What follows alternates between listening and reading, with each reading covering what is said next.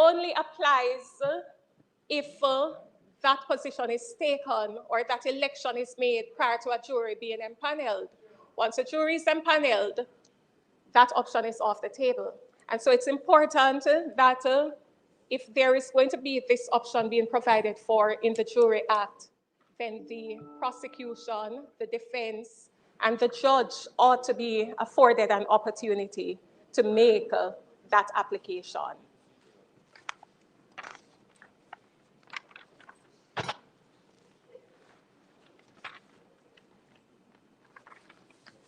And finally, as it relates to Section 42C, subsection 2, which again allows for the judge to terminate a trial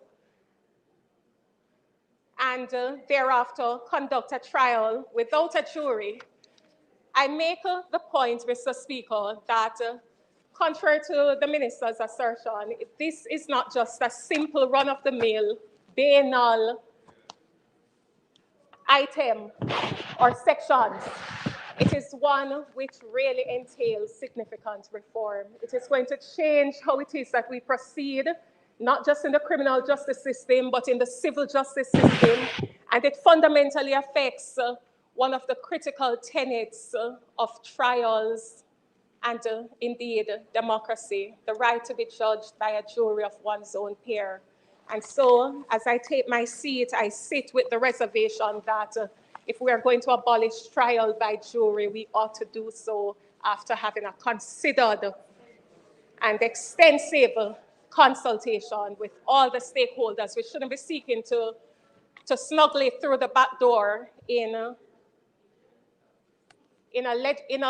bill which seeks to disguise what is really taking place, and that is the abolition of trial by jury. Thank you, Mr. Speaker.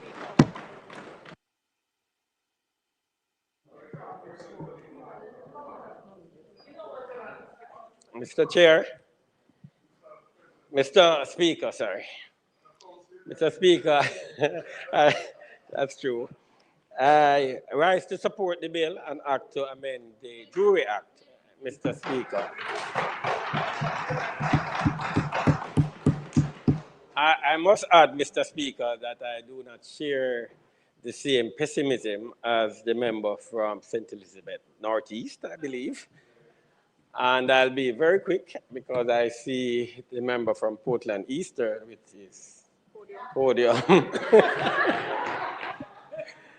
But, Mr. Speaker, in supporting this bill, I just want to highlight the section that allowing for the continuation of a jury trial by a judge alone in special circumstances, and that is important. It is in special circumstances.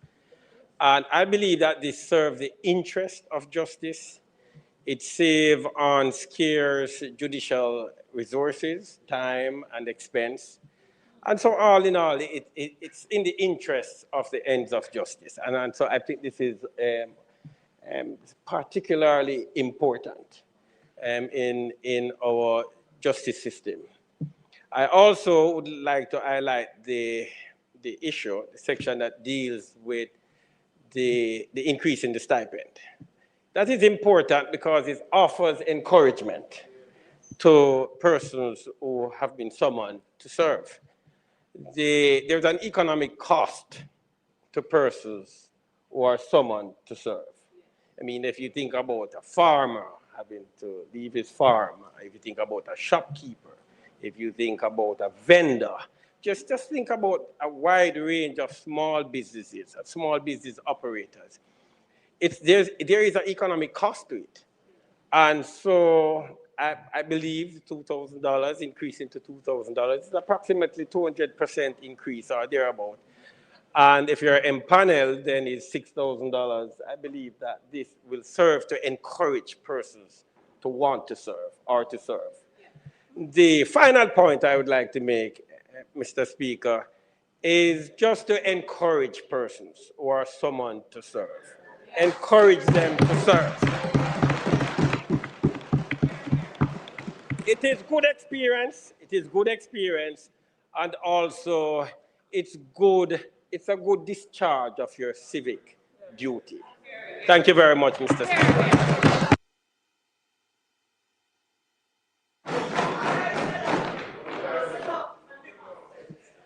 Member from Portland Eastern. Thank you, Mr. Speaker. Mr. Speaker, I wasn't going to have this elaborate setup, but then the minister attempted to scandalize the court by saying that the jurors weren't being fed.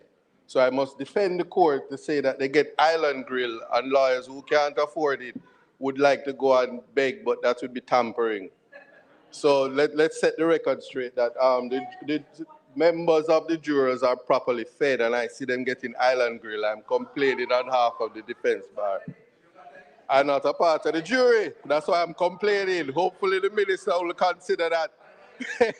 But it was not a bribe.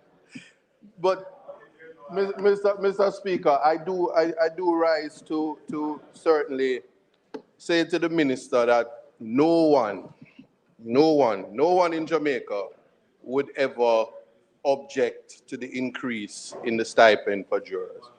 We are a consensus at them where that is concerned.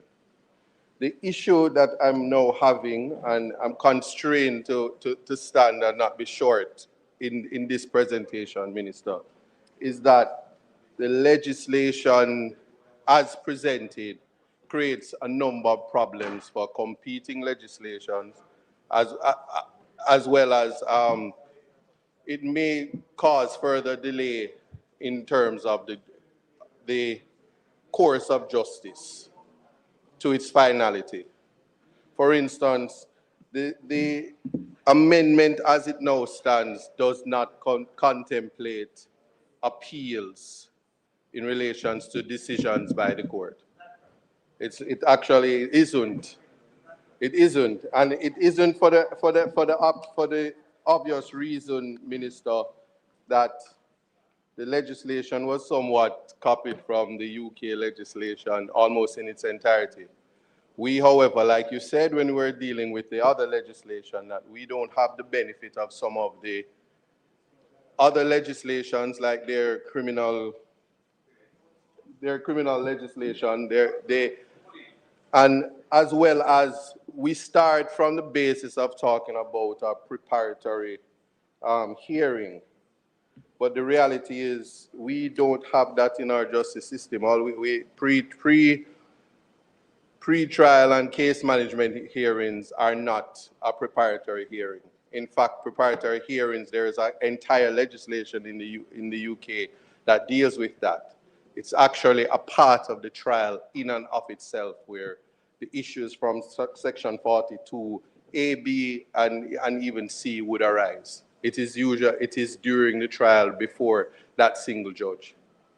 Now, because of that, what also follows then is that we have a serious problem in terms of what the legislation is defining as jury tampering. So it's not clear in terms of how, because we are guided by the Constitution. In the UK isn't. They don't have a written constitution which kind of restrains or constrains the judges in their conduct. What happens here, though, is that jury tampering legislation, their provisions are intended to serve the interests of justice. In that individuals accused of criminal offenses should not be permitted to escape justice through any attempt to interfere with the jury. Now, we know that, but in the Seminole case, there was no evidence of jury tampering, which would... So is it back now, Auntie Lane? I hope you're back now. Happy to have you. Purpose of this legislation. So what happens where, what we're setting up, as my friend would have said, is that we're creating situations where we can avoid or create scenarios where we remove the jury when it is a protection that the defendant who is most affected in relation to this process is not going to have the jury, because a judge may say, I am satisfied that certain circumstances exist. You yourself on your feet said the possibility of tampering. The legislation, certainly in the UK and from how you drafted or how it is drafted, seems to suggest that there are two things that the judge has to be satisfied with. And the most important part is that there is a substantial risk that tampering occurred. And that tampering would mean that there's evidence of a threat to the integrity of the process, and that evidence would found an application under the sections as you have it amended. The election by the prosecution. I do also adopt what my friend would have said in terms of why is it that the defense doesn't have the equality of arms in terms of the election of trial without a jury. The scenario in this situation is that it may very well be that a defendant is in a particular jurisdiction and feels that when jurors are impaneled, he cannot get a fair trial, and so he wants to elect to opt for the protection of the judge when just before empanelment or something like that, as the legislation reads, and that is taken away from them, and it is also circumventing the Criminal Justice Administration Act. So as it is right now, I could not support this bill as it is to be passed in the House, certainly. Now, the next aspect is that the rationale for the legislation would be that only where there is evidence that the accused is prepared to attack the process, there must be a real and present danger that the jury is also at risk. In the absence of that, the judge actually should not or ought not to have the power to simply say that we're going to elect to have a trial by judge alone. The next thing that is important then is the insertions for the JAJA, that is the Judicata Appellate Jurisdiction Act. Now, because it is absent, there's nothing in the legislation that sends you to JAJA, or there's no suggestion that the JAJA will actually be amended, which would have language that says, from the refusal of a judge of an application, from an order of a judge under section 42A of the Act, which is made on determination of such an application. There's no such language, and therefore the bill as it is now would certainly be deficient and cause similar apprehensions or scare like the firearms legislation. The aspect of the appeal, though, is, and I could ask you the question, while I humbly suggest, is the section, does it provide a right of appeal or a grant of appeal against the order? And here's what I'm saying. The order, which is made under section 42A, is it to continue? Can the trial continue in the absence? Can the trial continue in the absence of the jury until it is that the appellate process is completed? So that is important, because in the UK, that is how the legislation is set up, to say that once the judge announces, as in 42C, informs the defense and the prosecution that I intend to discharge the jury and I'm going to proceed by judge alone. You may make your submissions, and then I make my ruling. After the ruling, the appeals lie with the Court of Appeal. In the criminal jurisdiction, it doesn't even say that, because we have civil and we have criminal in the JAJA, but it doesn't say that it is the criminal jurisdiction explicitly that the appeal lies. Then, Minister, that reference then would be the Court of Appeal rules, and then the notice of appeal or notice of application for permission to appeal in criminal matters must be filed within 14 days in our jurisdiction. There's nothing to say that where the judge makes the decision, as according to your legislation, that says, I am going to elect to go trial by judge alone, and then I make my ruling, find you guilty, give a written judgment, as your legislation says.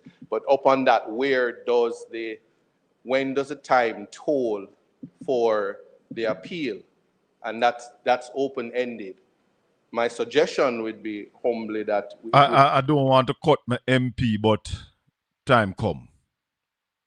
Blessed is the man that walketh not in the counsel of the ungodly, nor standeth in the ways of sinners, nor sitteth in the seat of the scornful.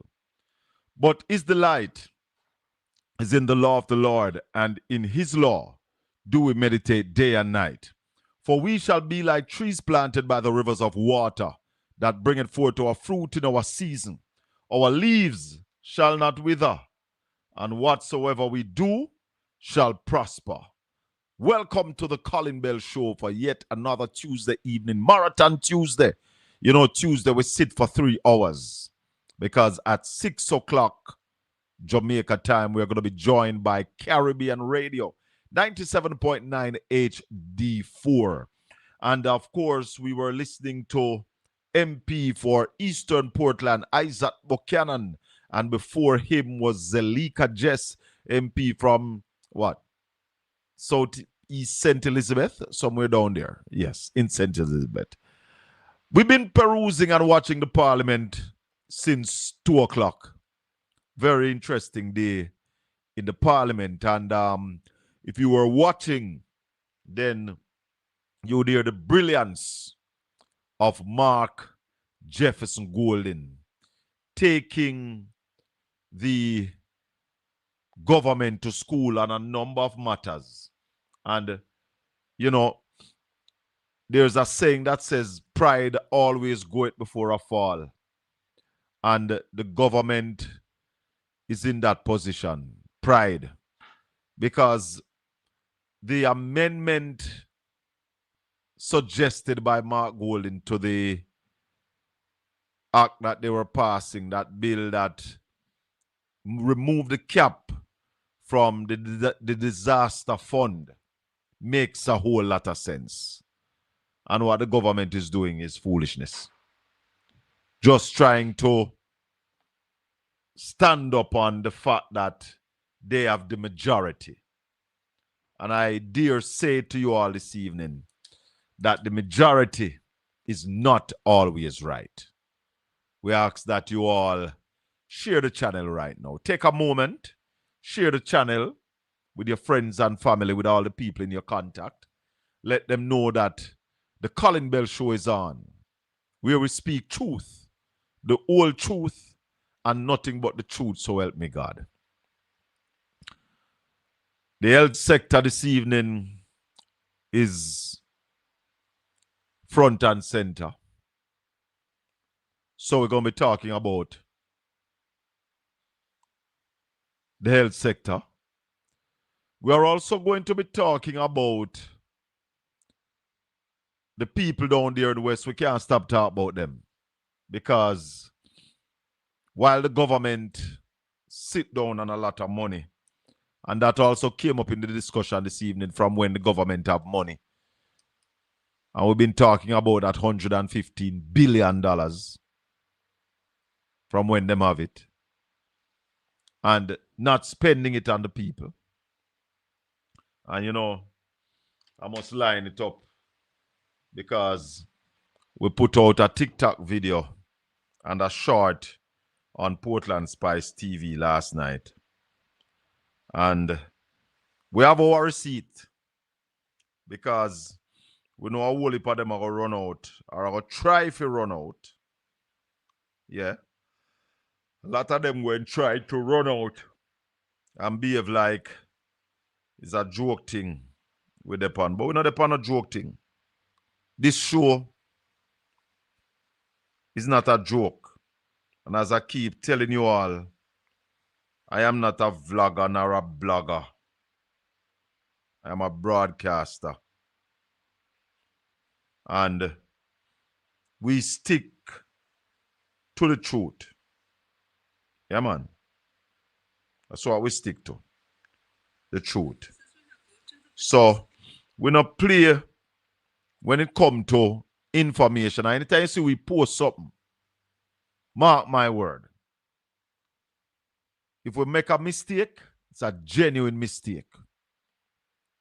So we don't just get up and post things where people can jump at and behave like them can beat we up when we post where we are post. We go for the truth, my people.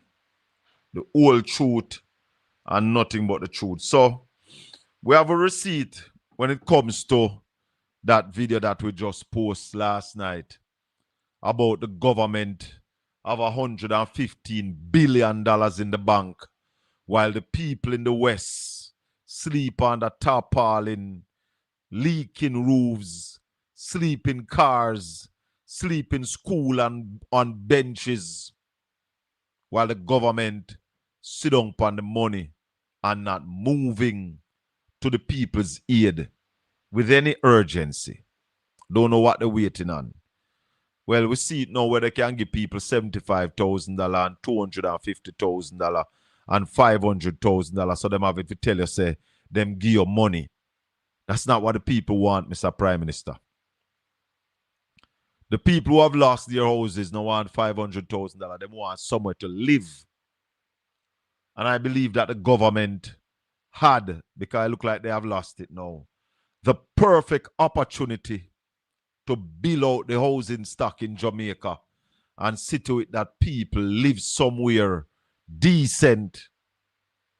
And, you know, I must go to a clip because this morning, I think it was yesterday, the doctor, Dr. Badre, I think she was on Beyond the Headline yesterday evening talking to Dean Jackson Miller. And my listeners and viewers, the revelation, well, we know them before, but coming from the doctor, it is heartrending. She herself was talking about the hurt that she feel, unable to assist patients, where if she had the necessary equipment, she could have assisted these people. And I know they're trying to blame it all on Melissa. But when you listen to her, she told you that Melissa wasn't the primary cause.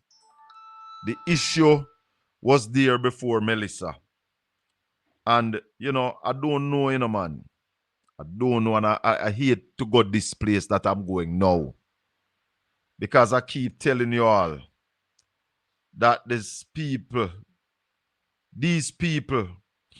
who are out there supporting the government on the foolishness that they are doing are a serious part of the problem. Very serious part of the problem. But I take your call when you call. You know? Let me go to this caller. Caller, good evening and welcome to the Colin Bell Show. Yeah, blessed man, I My day, man, what go on? There.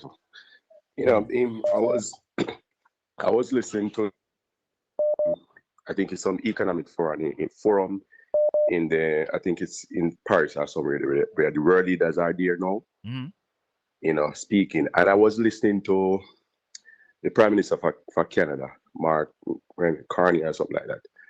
And he was speaking about the world order. And he said that the all-based international world order is over. You know, he said that because based on what is happening, remember they use the base order to basically bully people, and it's like those who in the top this and top that them are then benefit and so forth. But now because Trump is trumping and everybody in a problem, so now they need what they want. What they're talking about now is that every man have to go fend for themselves, and them have to go fend for in terms of them have to go out and partner with other country, because United States is not a reliable partner anymore. So everybody, you know, every country now, you know, I go out, go sign deal to go make them country better. And the man say, him saying, the Prime Minister of Canada say, if a country can feed themselves and that depend on the next country, it's gonna be problem. Problem if I can't But feed brethren, yourself. how Him say long that, we've so been that, saying that right here? How long have we been saying that on this channel that the major problem is unable to feed ourselves, and until we can do that, we in deep problems. the problem and the thing is that how can with all this money that them say we have. Go ahead, man. Me I listen you. Okay, Mister, with all the money that we have, they say we have. Remember, this is not, all I'm saying, this government is not a new government. We say, boy, we are give them 3 more years or 5 years to see what them can do. This government have been there for 10 years, basically. 10 years them been there. So they are not new. They have more, they might keep and say, boy, them spend more money on this and more money there. But we don't see it in terms of, we don't see it, just like we are speaking about the hospital. We don't see it in the hospital. We don't see where we can feed ourselves because the world is in chaos and you have to can feed yourself. If you can't feed yourself, what kind of deal we are out of every country actually a look deal now. What kind of deal we are in? We are making a deal. We don't have nothing for negotiate. We're not a leverage. Then I say, wait. Then I say, boy, I don't know. We're not serious problem, Brother. We're not serious problem, I tell the man. Those of us who know that we are in problem can start plan for what we are going to do when the attack come. But those who pretend to be blind and those who want to be blind and don't see it, then because you have the different prime minister and president. They might go all over the world and try make some deal, if make something happen for them country because they know them can't depend by United States anymore. So basically, even them they are talking about the edge money because so they use the money as edge money. Them are talking about that. So basically, every man, just like we have a digital currency, everybody are going to move to feed them currency now instead of using the United States currency because they can't rely on them. What are we doing? What we have can sell the world. What we have can sell the world. Listen, we have, it's not that we don't have. We have. Jamaica is blessed. We have assets, we have talent, because as you hear me keep on talking about the culture and the creative industry, my friend, this is an industry that other countries, America is now at $1.2 trillion annually they are earning from the culture and the creative industry. Yeah?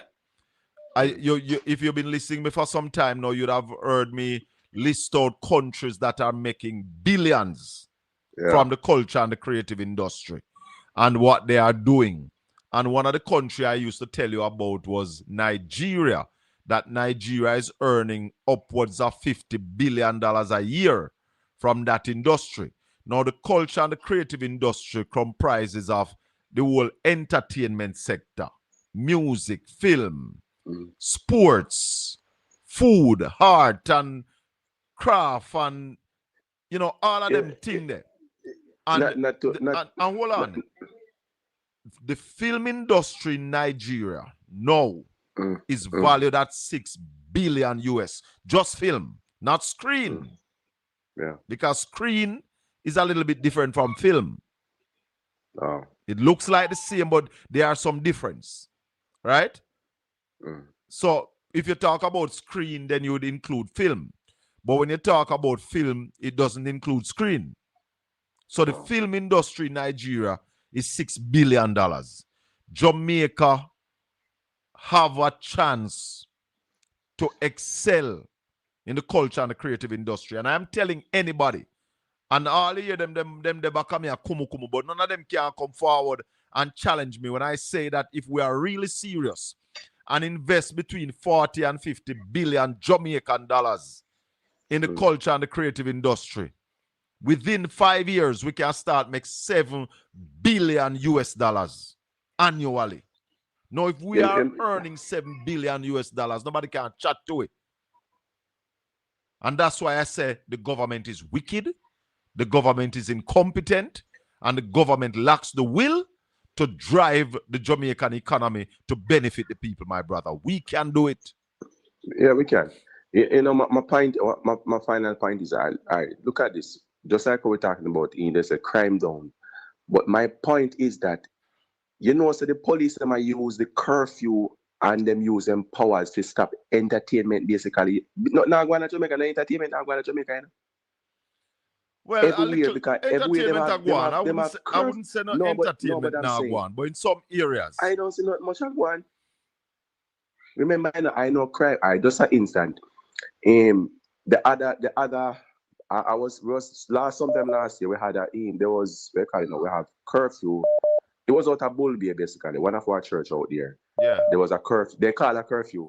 And you know what happened? We have youth week. You know what happened? Them have to call a youth week. Police said them can't have no church. So I said, what kind of phone chat? If you are the police, you're supposed to make sure you have the vehicle that drive around and you have policemen and whatever. So why if we stay in our house? Police the area properly. Police the area properly because Yes. at the end of the day, I just can't understand how them do things. It's just crazy. You shut down one party because you say gunman up there, something. You secure the party because you secure the party. Let me tell you something. The least little thing. You prevent. Listen, the least little thing Crazy, happening in man. Jamaica, the government lock down entertainment. Yeah, that's why I said. The hurricane because blew. money not make from that again, The hurricane blew in October, and government tell public sector that them can't have no Christmas party. You know how many people lost money? Yeah. Brother. The crazy. Them not no plan here, brother. That's where there is no vision, the people perish. It's anyhow we don't we don't get some people who know how to do things. May I tell you, Jamaica, they're way about because all them I look at now is just the concrete them we are go up now, because we see big building I go up, and that's how we are looking at it. That's all people looking at. But the thing is that are these jobs making people better? Some of these jobs not make people better. Most of the jobs in Jamaica are minimum wage and less. Minimum wage. Yeah, man. Why? Seriously, man. All right. Blessings, my brother. Yeah. Yeah, man. A whole heap of things, A whole heap of things to talk about. Also, consumer confidence is down 7%. Yeah?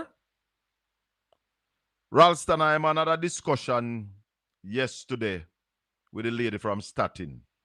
I want to play the first part for Nevio and the labor rats them. I want to play the first part of this interview for the item. Listen to it. This is we now go to the business information update. And we have with us in studio no other than Miss Alicia De Latibodere, Director General of Staten, and she will be telling us how the labor force employed declined by 3,800, number of persons outside the labor force increased by 6,300 to 692,000. Hurricane Melissa devastated the agriculture, tourism, and the BPO sectors, and the unemployment rate fell from 3.5% in the fourth quarter of 2024 to 3.3% in 2025. Make certain you listen to this, Nevio. Good morning. Oh, okay. And we also have on the line Dr. Natalie Simpson, Acting Deputy Director General and Director of Surveys at Staten. Good morning. Welcome. Good morning. Thank you for having us. It's our pleasure. Okay. So let us start with you, Mr. Latibodere. Just remind our listeners, Staten, what is the role of Staten? Thank you very much. So Staten is the National Statistics Office for Jamaica. We are responsible for producing and coordinating official statistics on what is happening in the country. So we produce economic, social, and environment statistics, and these are the official numbers for the country. Okay, thank you. And Dr. Simpson, could you tell us about surveys and how it is that Staten goes about collecting data? So we have a number of surveys, from household surveys to business surveys. The labor force is one of our household survey, as well as the Jamaica survey of living conditions. This is where we actually pull a sample of households from dwellings, actually, within Jamaica, and visit those dwellings to administer questionnaires and ask a set of, standard questions that we would have already pre-tested. Okay, so tell our listeners what you mean by the reference week. The reference week for the latest labor force survey was October 5 to 11. So the labor force survey is a point in time measure. That means that it measures what is happening in the labor market at a specific point in time. Mm-hmm. So we've been doing quarterly labor force surveys for over 40 years, since the 1980s. And our labor force survey takes the format that we ask persons about their employment status and their labor market engagement during what we call the reference week. Now, for the October labor force survey, that reference week was the first full week of October, and that is what it has been since we started this new series. It was previously the last full week of the quarter, but when we changed the No new man, series never know in I'm there. I want to hear 2024, this. we moved it to the first full week of the quarter. And what that allows us to do is to compare what is happening this year versus what was happening last year at the exact same point in time. Okay. So why would that be difficult at the end of the last week? You know, what was the problem? Why it was changed to the first? So when we did our revisions to the labor force survey, we made several methodological improvements, and the adjustment to the reference week was one of the many adjustments that we made. What we found was that there was less of a cyclical pattern at the start of the quarter than what we were seeing at the end of the quarter. Because, for example, the October quarter has October, November, and December. Mm-hmm. And you can imagine that the end of December has a seasonal impact. Mm-hmm. And therefore, what we wanted to do was to have a more stable point in time that can give us a more consistent measure with a lower impact of the seasonality on the estimates. And that was one of the many improvements that we made when we adjusted the labor force survey in last year in 2024, which included things like the adjustment with the age that the reference population. We also made adjustments in moving to some new standards, the 19th ICLS, the 20th ICLS, and the 21st International Conference of Labor Statisticians recommendations. Okay. So, Dr. Simpson, when Statin makes these adjustments, how is that communicated? Because I think the concern with the last labor survey is that. All right, so let me pause that and talk to Neville. Neville Wagwan. Neville. Yes, my brother. Wagwan. I hear. Mr. Bell. Yes. Mr. Bell. I heard from the other day that when they do this last survey, it didn't take in the hurricane in it, you know. It was before the hurricane. Right. That is what I want you to hear. And I accept it. And I believe that you should go now and do it now. You may find where unemployment has increased. So I don't be owned by no political party, even though I am a strong supporter of the Jamaica Labour Party. They don't have any rope around my neck. That's where they tie me. I can't move unless they move me. So I accept it, man. And I understand. I am not like the PNP who, when things that in their favor, them attack. No, that's not me. The next thing, if I don't know if you hear it yet, consumer confidence had been down. Yes. And as Dan Anderson say, the hurricane would have contributed to that. Yes. And I also accept it. And I'm not surprised. But you know who don't accept that, Neville? You know who don't accept that? Mm-hmm. The Minister of Finance doesn't accept that. She never said that. No, but when you listen to her in the parliament,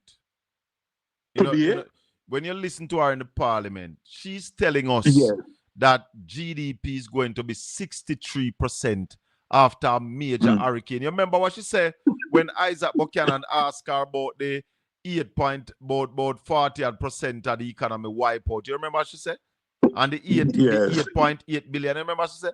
That is just a measurement. It doesn't mean that 40% of our economy has wiped out. No, that's not what it means. So she don't believe that. And you know why it not surprised me? If you remember when they interview the people in the parish them which mostly eat, a lot of them tell you that life will never be the same. It's going to take decades. But for nephew, life to come. nephew, and you see Yes. that's why me have to beat the government. And I beat them like they're stubborn like mule, you know, nephew. The government is as stubborn as a mule. Because to date, nephew, the Andrew Holness-led administration is not treating this thing like a crisis, you know. Honestly to God, nephew, tell me something. Tell me, with what happened down the West, hold on, nephew, you live at Trelawney. With what happened down the West, you think Parliament should have go up on a 1 month break, nephew? Almost a 1 month break? Well, it's a tradition that in the Christmas and the year. No, but when me I said nephew, but the tradition is so, but is there a crisis, nephew? Did the opposition oppose nephew for Parliament to nephew? You're not talking to the opposition. You're talking to Colin Bell. And me and you are talking. I'm asking you the question. And I tell you all that I am not here representing the opposition. Yes, I am a member and a paid up member and a ranking member of the People's National Party. But when I come on this platform, I carry no card for them, you know. And you hear me talk from where they say me no love how them operate. I grant you that. So now ask me about them yet. Me ask you a question where you not answer me yet. You think no man, you not answer the question. I may ask you if you think the government should have take a break, if Parliament should have go on recess in this time with the crisis. That's what me ask you. And I say to you by answering your question that it is a tradition that they take their Christmas break just like any other institution, and because of that, I will forgive them. All right. So let me ask you this. So let me ask you this way then. If you is a man who normally go a party every Christmas, yeah, and your child is in the hospital, you got a party same way, or you got to look for your picnic? Yes. Yeah? You got a party same way? No. My child are interested to come first. Then the government children was sleeping on that tarpaulin. Yes. Night Jew sweat the tarpaulin and a drop on them. The children of Andrew Holness was sleeping in a car. No have nothing to eat, no clothes. They don't have no house, their house blow down while Andrew Holness take leave and go party. And you say that is okay because it's tradition. I give you that. I am saying. I digress. I am saying to you, Mr. Bell, I have limited time before your followers tell you to kick me out here. The constitutional opposition which get a pay to protect the interests of the people didn't object to the parliament take that month break. So if you're going to blame the government, the opposition must be blamed, because as opposition, they could get up in parliament and say, no, you can't take the break now. We have some serious issues to deal with. We just hit by a category 5 hurricane. They didn't say anything. They keep their mouth shut. So beat them too. So if you're going to beat them too. I not tell us no beat them. Beat them too. I hear you say a thing on your program the other day, you know, and I'm wondering if you're thinking, and that's why I question if you have a level of bias this year. You come and you talk about the salary of the Prime Minister, which is around $29 million per year. But you never tell your followers that this present Prime Minister, Dr. Andrew Michael Holness, is not taking the $29 million. I don't know that. I don't know that. I have no proof for that. I don't know that. I don't know that. Since you don't know, let me tell you. Since you don't have any interest in knowing tell the Prime Minister. Hold on. Tell the Prime Minister to disclose his pay slip. Go on to see him pay slip. Have you ever seen this? Have you ever seen the Prime Minister pay slip since that time? We have never seen neither the Prime Minister or the opposition leader. No, but the opposition never say him not take for him pay. The opposition say him go give some to charity. The opposition leader is taking his $25 million per year, while Dr. Andrew I Michael don't know remain that. on the 9 million. I don't know that. Remain I on the am 9 million. if him never take it for a little while, him start take it now. The But other thing Neville, is running. Neville, the point Yes, I I'm am listening to making you. is one government at a time run Jamaica, yeah? Yes. One. And it is Yes, only Mr. the Bell. government can determine when parliament is held. And if you say I to agree. me, if you say to me like you have said, you never hear the opposition call out say it shouldn't happen. I may agree with you. Me say if you want a chance to bust the head, watch it, let me come out that way. Bust the head. Let me come out that way. The other thing, Bust the the head, other me thing say. the other thing before I go, is the people in East Portland know which are also hiding and not publishing it. You're not talking about it. The people in East Portland know is admitting that they made a terrible error when they voted Neville, come out off. Anne-Marie Val Neville, for go sit Isaac down. Buchanan. Go You need sit to down. tell the people that too. The people of East Poland want no idiot to lead them, and Mary Vaz a fool, dummy, idiot, man. No. We don't want no idiot to lead way. That's why we vote her out. Mr. Bell, please. What? Show Please some what? respect to the lady, though, man. Show some respect to the What? lady, though. What? Please show some respect to the lady. The point I am And you are making, coming here with Mr. your Bell, foolishness. You are coming here with Who your is garbage coming and here tell lie. Who are Portland tell you say they want Mary Vaz? who you say Yeti is boy? coming here lying? Yeti boy Who no you come. say is Me say Yeti boy no come from Portland. Yeti boy find safe even in Portland because nobody never want him down instead. So when Yeti boy tell you that, because if Anne-Marie Vaz no cook, Yeti boy can't eat. So right now in that Portland and Marga down again. You know what? You know what? You Don't sound come like here with your you. garbage, man. When you're coming over here, come to talk sense. Because if you come over here with your garbage, Neville, me I go fall out with you. Me like talk to you. But when you come with them, the garbage about the people of East Portland, want Anne-Marie Vaz. Want Anne-Marie Vaz to do? Have you dance? You hear say East Portland a go-go club? The point. You, me ask you a raise the question. point. You hear say East Portland a go-go club? Make her finish. You raise the point that the government shouldn't take the 1 month break because of the hurricane. I don't think they should have.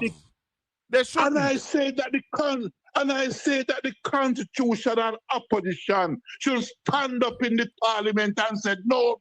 Are you telling me that we're talking rubbish? No, I'm not talking about that. Me tell you, say me hold on. Me not say to you, say me come out of way so you can bust the head. You see, at that point, if you want to fling a stone, and lick the opposition them in the ankle, me I come out of the way and give you the space.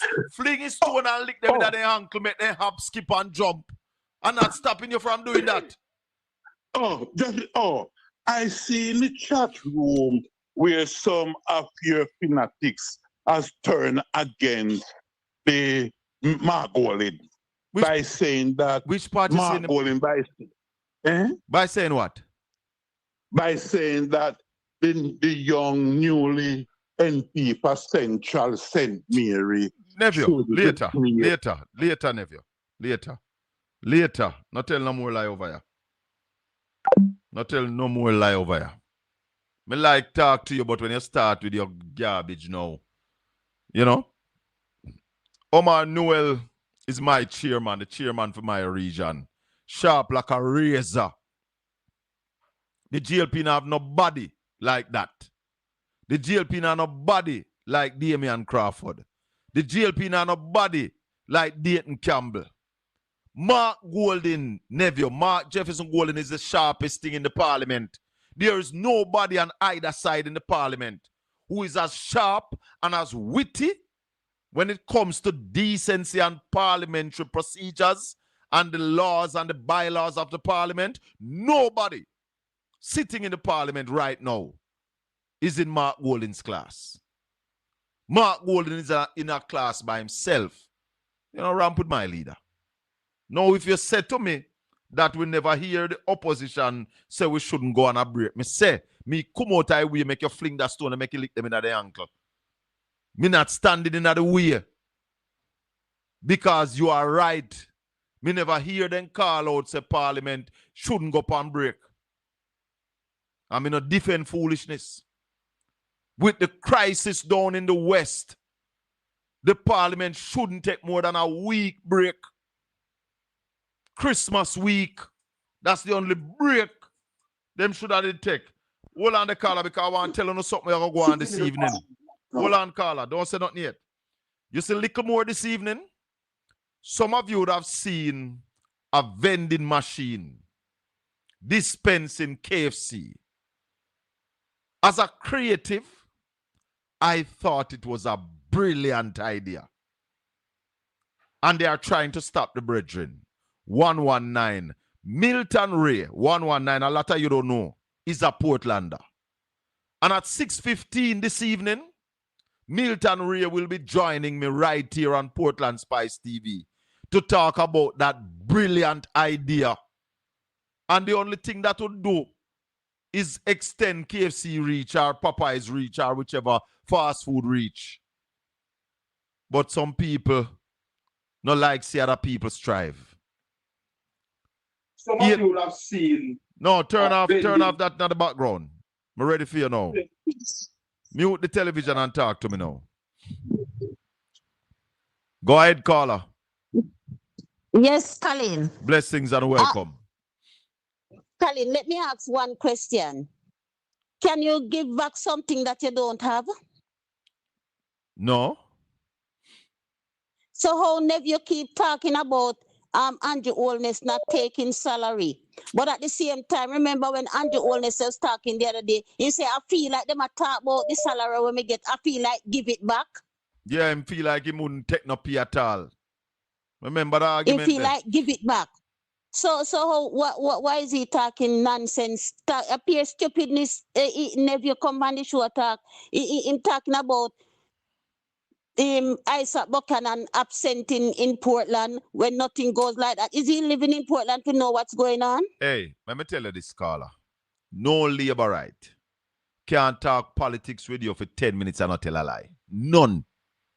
Absolutely exactly. No labor right can speak about politics, the Jamaican politics, for 10 minutes and don't tell you a lie. They must lie. Because they are liars. Tala! Okay. Okay, Mr. Bell, I'll listen to you. Thank you very much. I'm going to hang up. Yes, man. I challenge any labor right to talk politics for 10 minutes and don't tell a lie. They must lie. It is a... Hey, let me tell you something. They are so lacking. Carla, good evening. Good evening, Mr. Colin. Yeah, man. Welcome. Yeah, I would like to speak about the cash cow. The Minister of Education or the Minister of Education, cash cow. Is the Minister of Education, are you have more than one cash cow? Because Cornwall Regional is a cash cow too, you know. I really more than one, you know, but it appears to me that most of the people who perfect their stealing skills, they start at the Ministry of Education. Oh, it is. Yes, it is a cash cow there. It's a cash cow there. Yes. Go right ahead, sir. Because the Prime Minister himself has perfect skill down there. You know what I mean? And Ruel Reid, well, him seemed to fail at one point, but he was working on that cash cow, though. Then, you know what I'm saying? Then the cash cow make Ruel Reid get in trouble. Remember, say I just put Ruel Reid in trouble when he's right now, you know. I'm telling you, the Ministry of Education is where most of the people go and perfect their thieving skill and that cash cow there. Yes. You know what I mean? Steal from our children. Yes, and there's a lady who she was caught stealing cash cow and she never got before the court. You know what I mean? Who that? And my question, I can't remember her name, but she was caught putting about 200 million from the cash cow. Is that the one that the Auditor General said there should be a surcharge, they should pay back $100 million, and the government, yes, man, Nigel Clark and Andrew Holness, sit down and watch the time run off? Yeah, because there's a statute of limitation on that and allow the time to run off. Andrew Holness and Nigel Clark, them should have made to pay back that money. Yes, man, I'm telling you, you know what I mean? So it appears to me anybody going in a ministry, they seem to be perfect. They skill and milking that cash cow. And my question is, why Morgan is always next to going them up milk that cash cow in Ministry of Health, Ministry of Education, Who? and he's not being Morgan. Him do what? He's ne- he wasn't in the Ministry of Education. So technically he's next door when the cash cow being milk. Well, You know what I mean? Colin, I didn't give you a true story, you see? Yeah. There was a lady who went and milk her cow and scald her milk and put it in the kitchen. And one of the kids went over and drink some of the milk. So she come and call her kids and says to me now, who drink the milk? Who drink all the milk? And the one who have the milk and them lip. So it's not me. It's not me. It's not me, it's not me. Yeah. You know what I mean? So the lady said, but how come the milk is on your lip? If you don't steal the milk. Yeah. My point is, how come the milk is on Morgan lips? Me don't know if he milk. You see milk on his lip? Yes, mate. Yeah, remember now, when the lady was milking the cow in for 200 million now, he was in the ministry.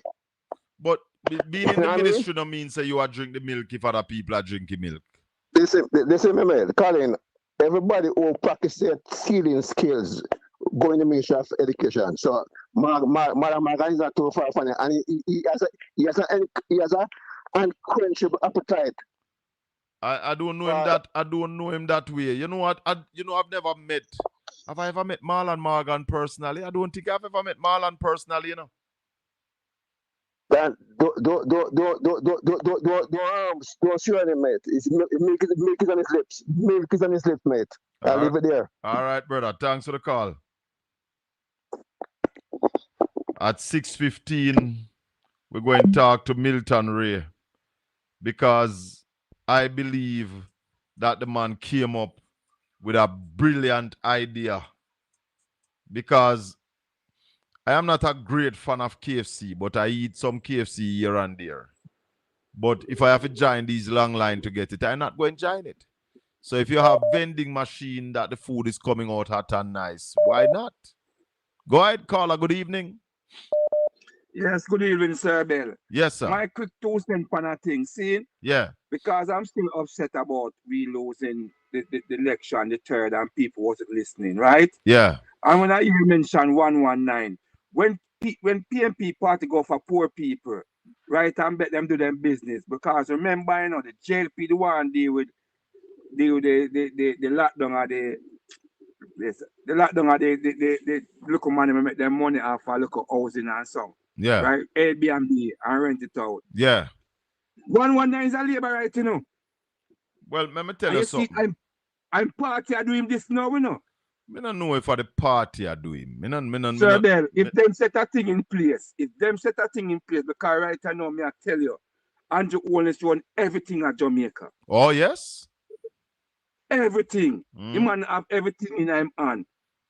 Everything. The police, the soldier, everybody. Yeah, but the prime minister, right? Must have the police, and he's the prime minister.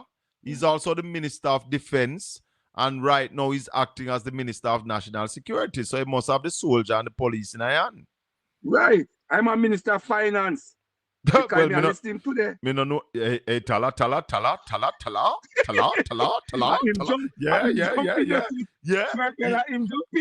I'm jumping, you know. Yeah, but in jumping and get elbow and get buff up to, you know. Yes. Right. Him jumping to try to defend Fieval. And Marky G just wet him up too. And make him know, say, listen. All of the disaster thing then going at that fun same way. So don't behave like that fun. I just, yeah, I say people who don't need to go watch it. Marky G, school them today in the parliament. School them. Sir Bell, our thing are more educational wise. The only problem is I'm going to tell you something. I have a friend that I'm bringing in the politics. And I'm listening to you the other day, right? Yeah. When you say I was so upset with your niece when she asks her about the school fee. He talk about it every time in Brooklyn here, you know. Hey, I'm going to tell you something, brother. Right? And a lie me I tell. It is a true story. It's not a lie. Because some people think a lie me I tell. The Up to man today, talk about it you know, say, every up to minute. today, producer, today we don't talk about it? Or yesterday? with for me niece over St. Thomas there. Yesterday we are talking about it, you know. They know and vote against themselves, you know, brother. Themselves. Vote against ourselves. She got and our mother can't afford it for true, you know. And like our mother can afford it, our mother try. The next point again when we want to Because hold on, she's not really my niece, you know. She's my grandniece. Our mother is my niece. Right? Okay. Our mother, my sister daughter. And the mother the really next point try. I want to ask you, say, maybe you can educate me upon it, right? Yeah. The car where Vans are bringing for the bus, you have to pay the $50 two-way or one-way. Two-way. Every time you drive, it's $50.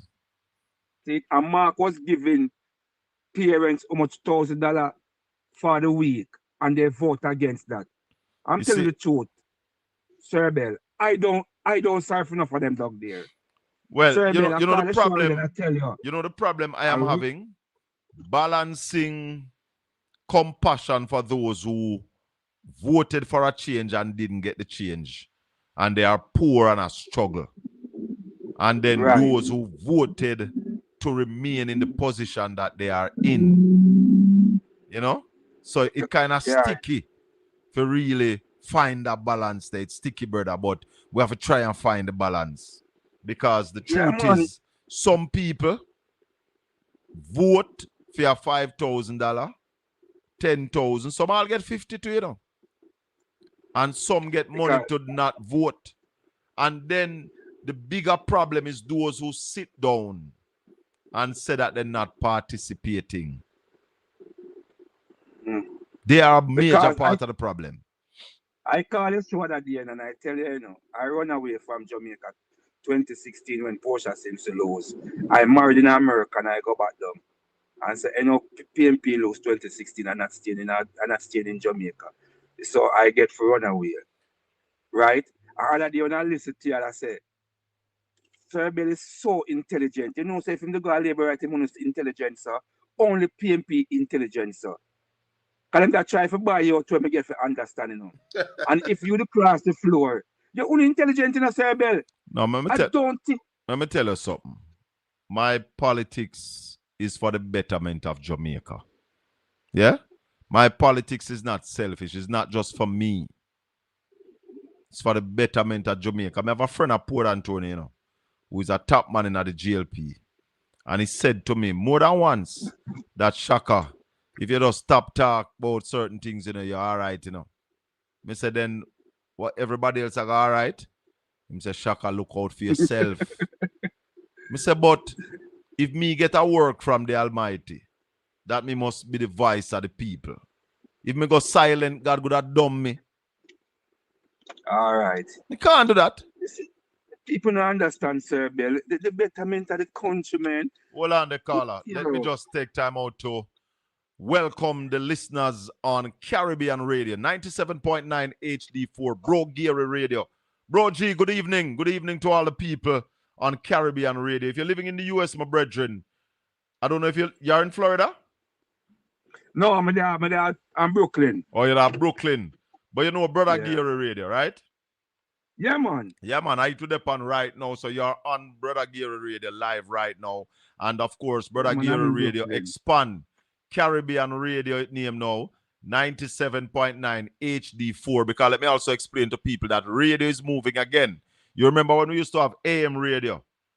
And then the radio turned FM and AM phase out. Get ready. Right. FM is going to be phasing out. It's going to be HD radio.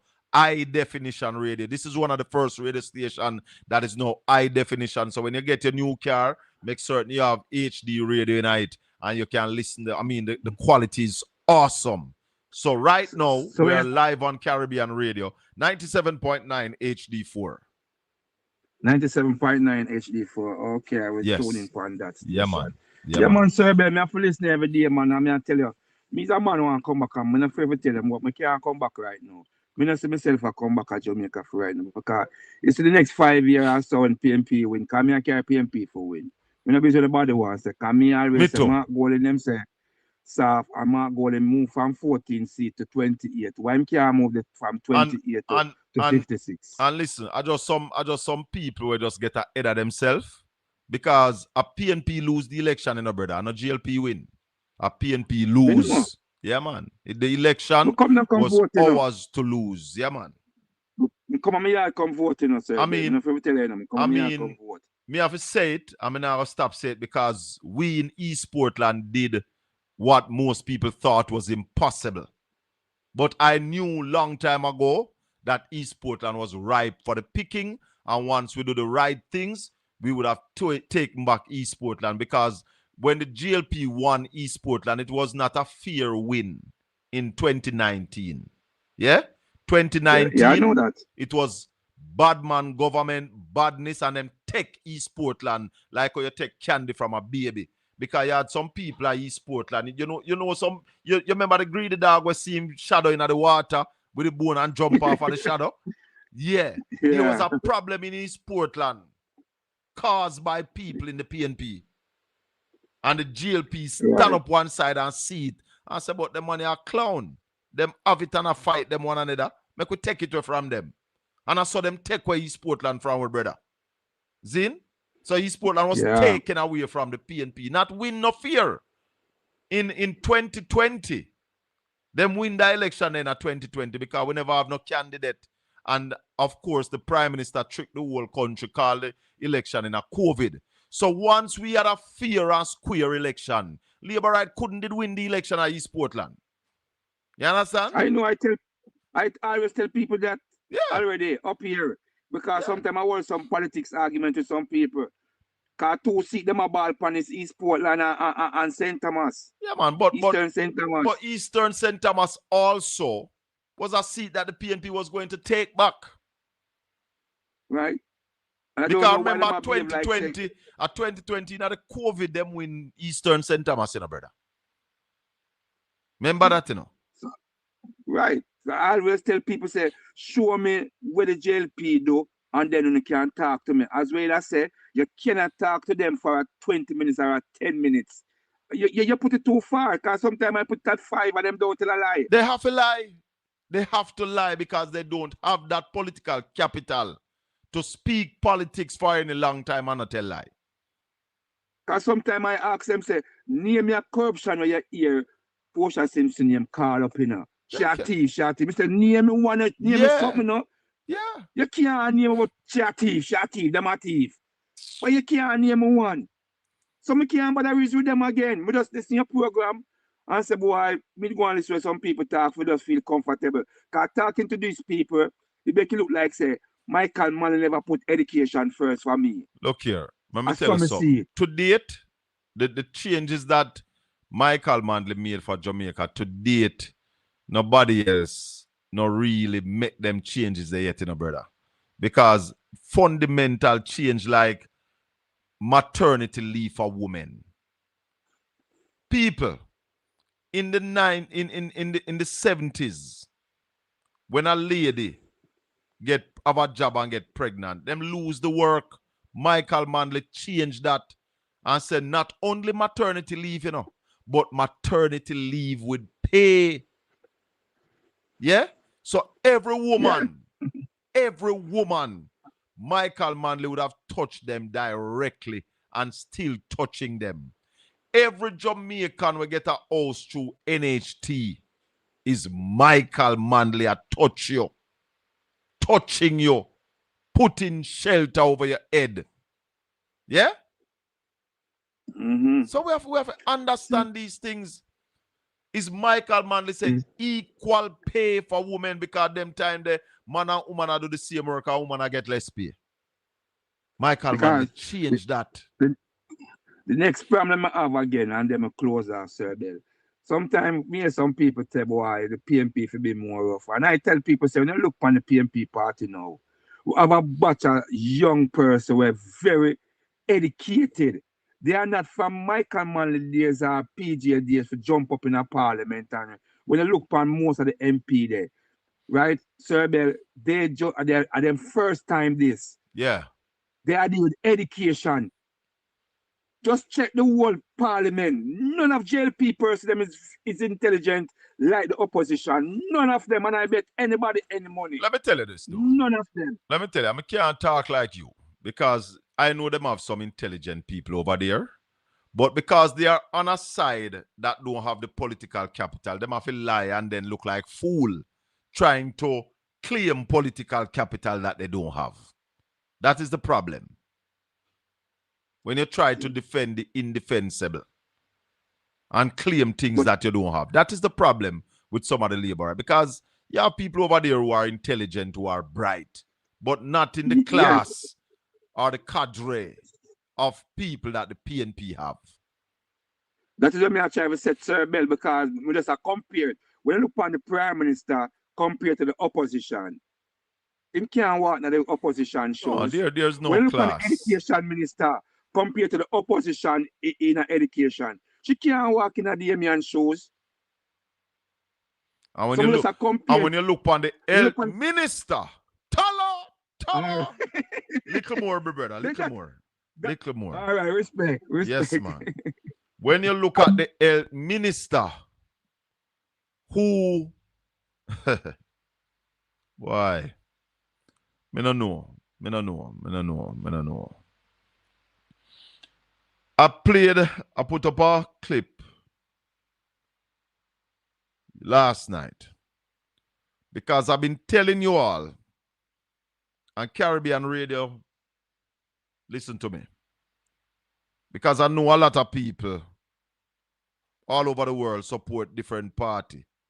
And Jamaicans in the diaspora, you have GLP supporters and you have PNP supporters. Hear me now.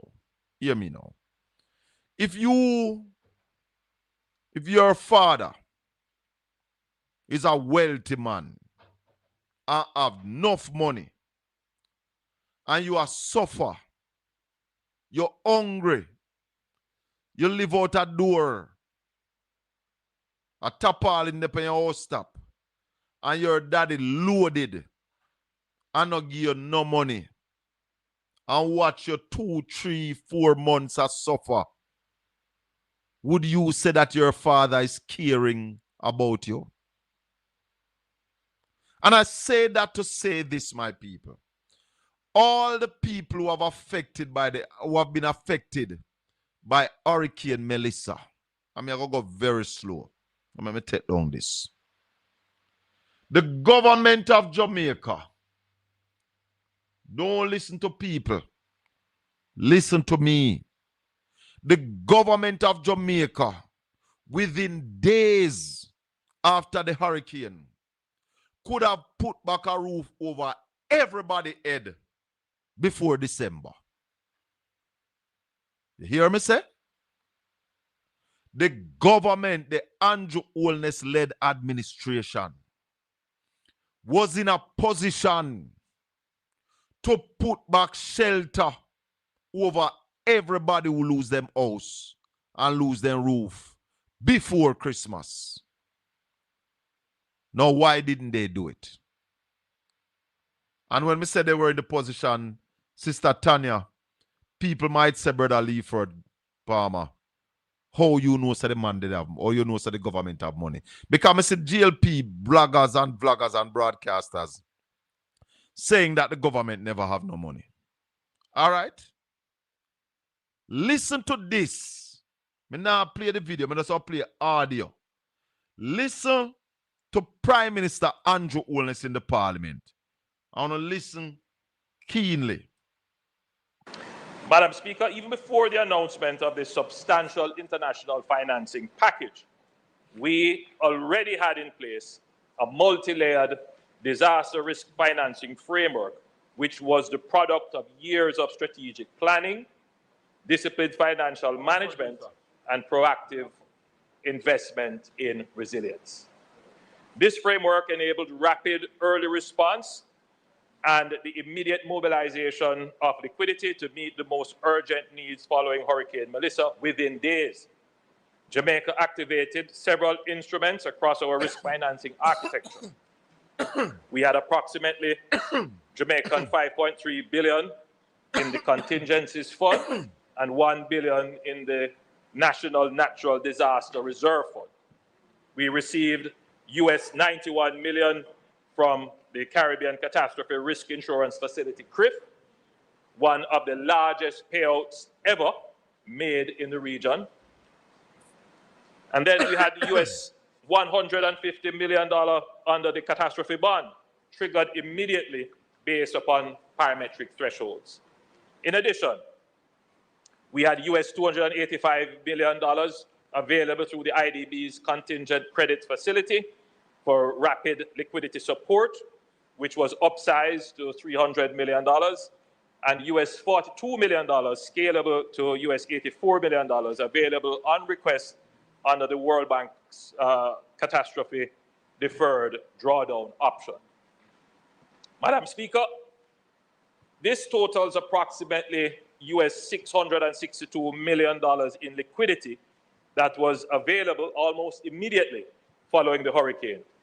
This is the very definition of planning, preparedness, and...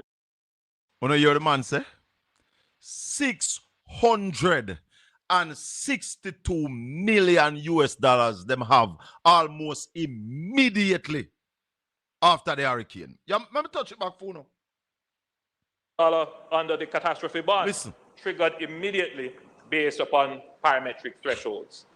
In addition, we had US $285 million available through the IDB's contingent credit facility for rapid liquidity support, which was upsized to $300 million, and US $42 million scalable to US $84 million available on request under the World Bank's catastrophe deferred drawdown option. Madam Speaker, this totals approximately US $662 million in liquidity that was available almost immediately following the hurricane. This is the very definition of planning, preparedness, and responsible governance. So, when me see some clown out there, I say people must wait, and the government now have no money. Who know a set of dummies. Who know just come on social media and run off on a mouth. Who know not worthy. You all are not worthy. The government of Jamaica.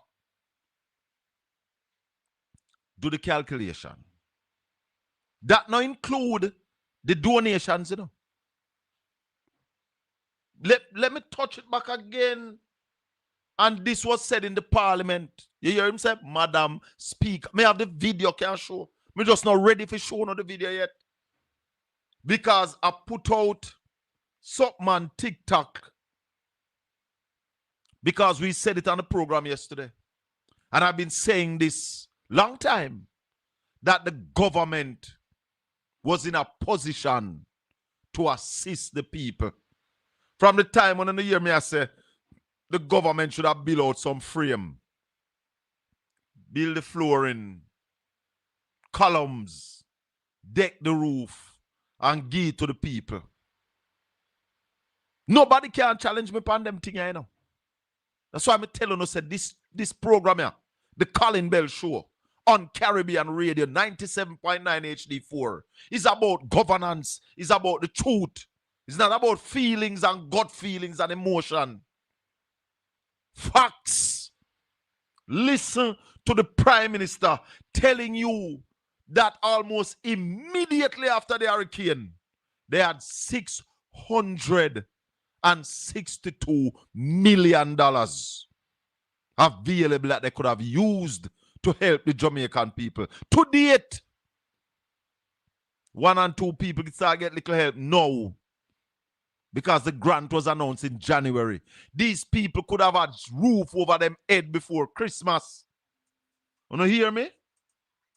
They could have had roof over them head before Christmas, and the government led by Prime Minister Andrew Holness sit down with the money and watch the people them a suffer. I don't want me if you just sit down and take that. Carla, good evening. Yeah, Bless. you know, I had the one who come to fling the stone in the wasp nest. Yes. And it drop down, and when drop down in the ant's nest, rake you up, and when you no bend down for brush off hands, you know what happen. All right. Talk you to need me. your help this evening, though. Yes. Yeah.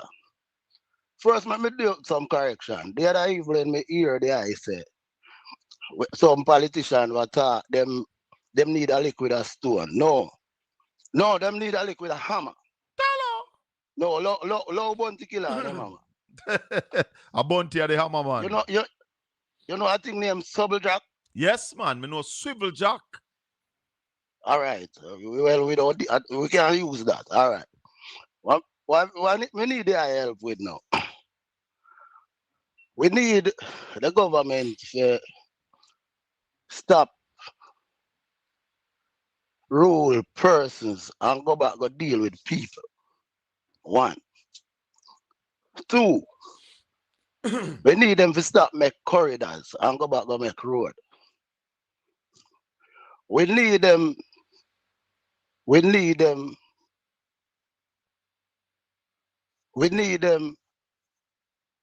to start do things and not would have done it. Why they stop doing things and would have done it?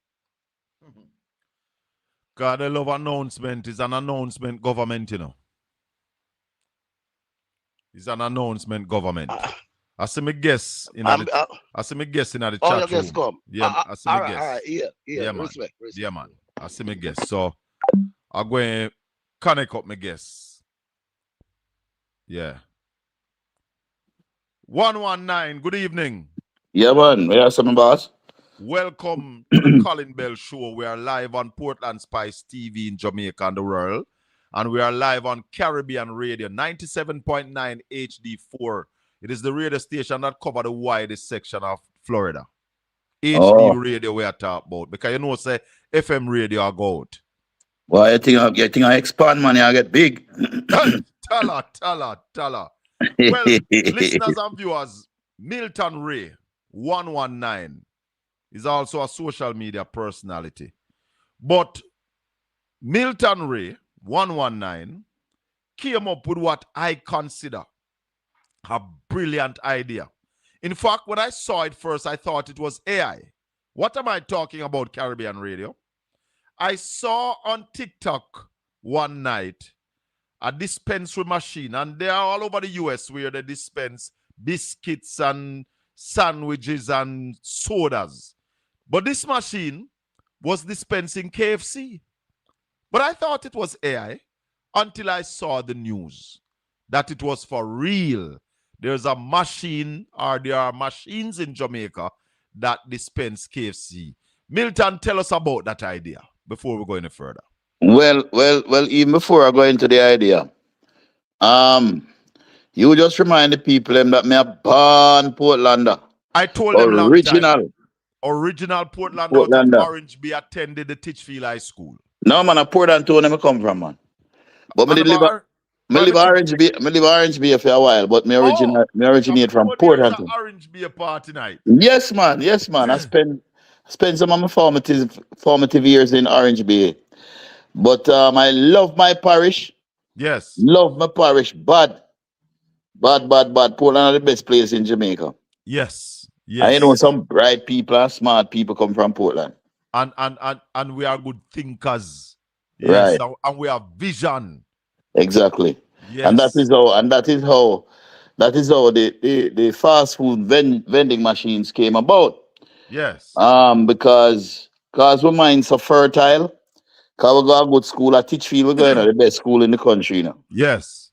Yeah, man. So big up Titchfield. Yeah, I didn't go to Titchfield, though. I got to Port Antonio High. Me know, man. Me know. Talk to me. All right, sir. So Colin, is not KFC. It's not a KFC thing. we are carry a variety of competing restaurant brands in the machines.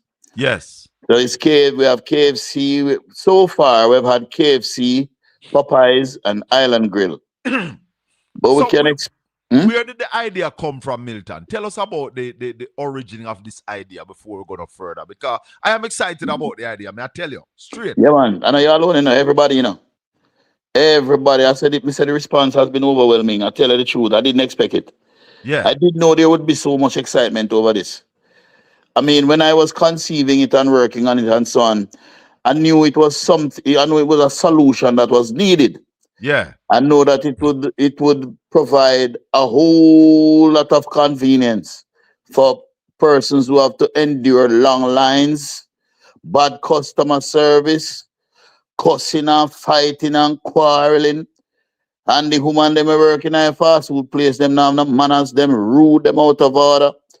Them tell anything come out them mouth is like, And that is what gave rise to this, because of the experiences I was having. Yes. Because I have a young son that love fast food. Oh, and, okay. Yeah, man. Okay. And so I would take him to these fast food restaurants. Mhm. But sometimes it was like torture.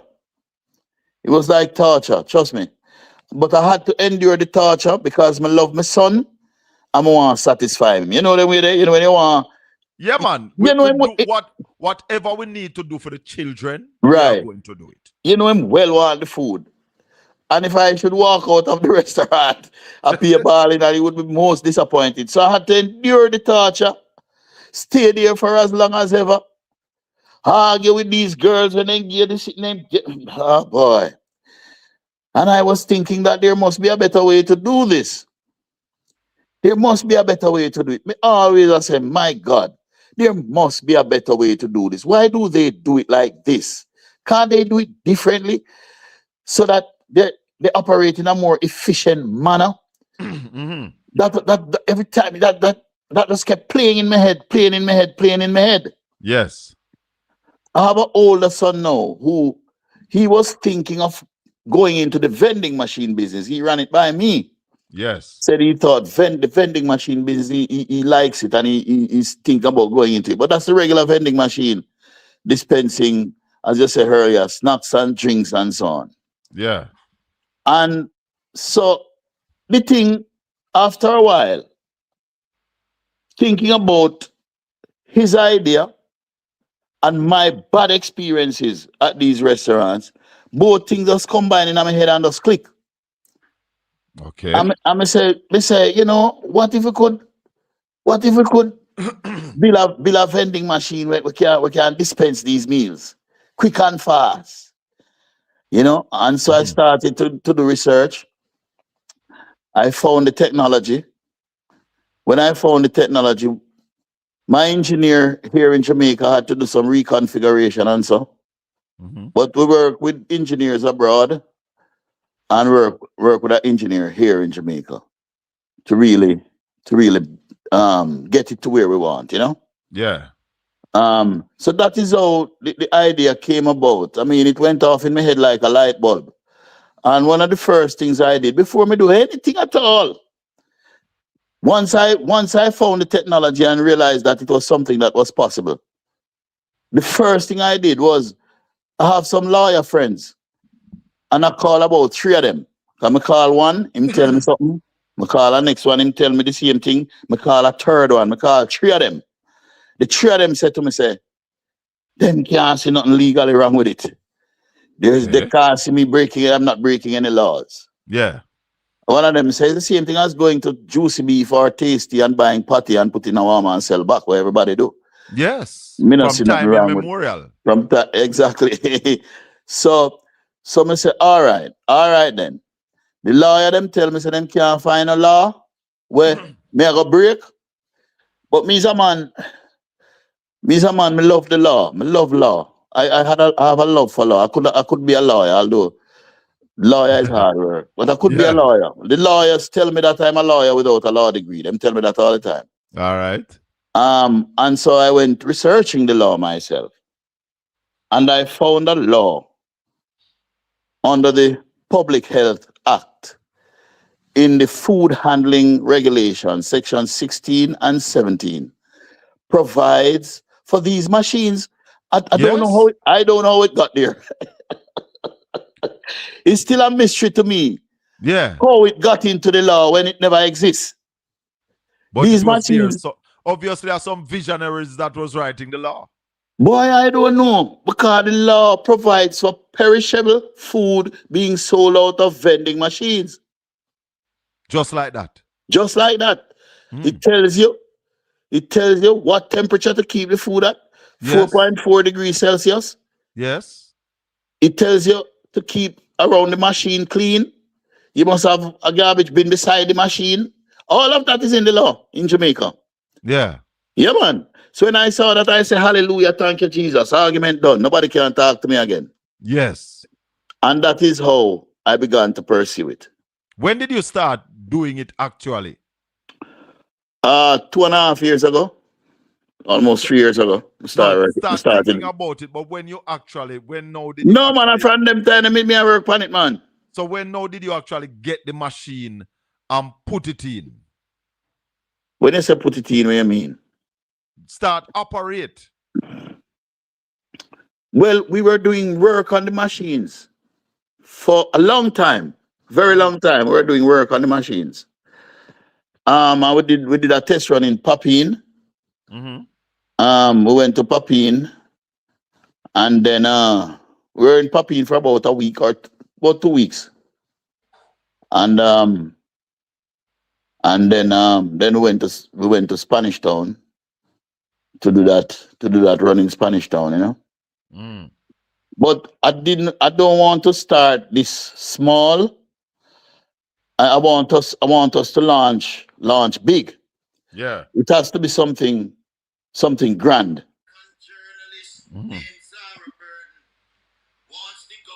Sorry about that. Sorry. Sorry about man. No, man, sorry about that. Go ahead. Go ahead. Go ahead. So because what I want to do is to have these machines all across Jamaica. And so I'm now in the process of offering franchising. Okay. So if you want one of the machine, two of the machine, three of the machine, we will build the machines for you. With our technology, the technology don't belong to us, but the configuration belongs to us. Okay. And so we'll build the machine for you. We'll service the machine, maintain the machine for you, and you go and make your food, go and eat your food. You understand? So Yeah, man. What happened now, Milton? The machine no longer happening. What caused that now? Well, we take a little break because we need to work out some logistics thing. The thing about it is now, this has never been done anywhere in the world before. It's the first time it is being done. And so it is almost like at a stage where we're learning as we go along. Yes. Right? And there are some logistics thing that we need to work out and some other thing where we need to deal with. So we can launch solidly. But the authorities or the police, they came to your location, and basically it was all over the news that they are saying that you should stop operating. Tell us about that. Well, that's a foolishness, because you and me know that the police have no legal grounds on which to order me to stop operating.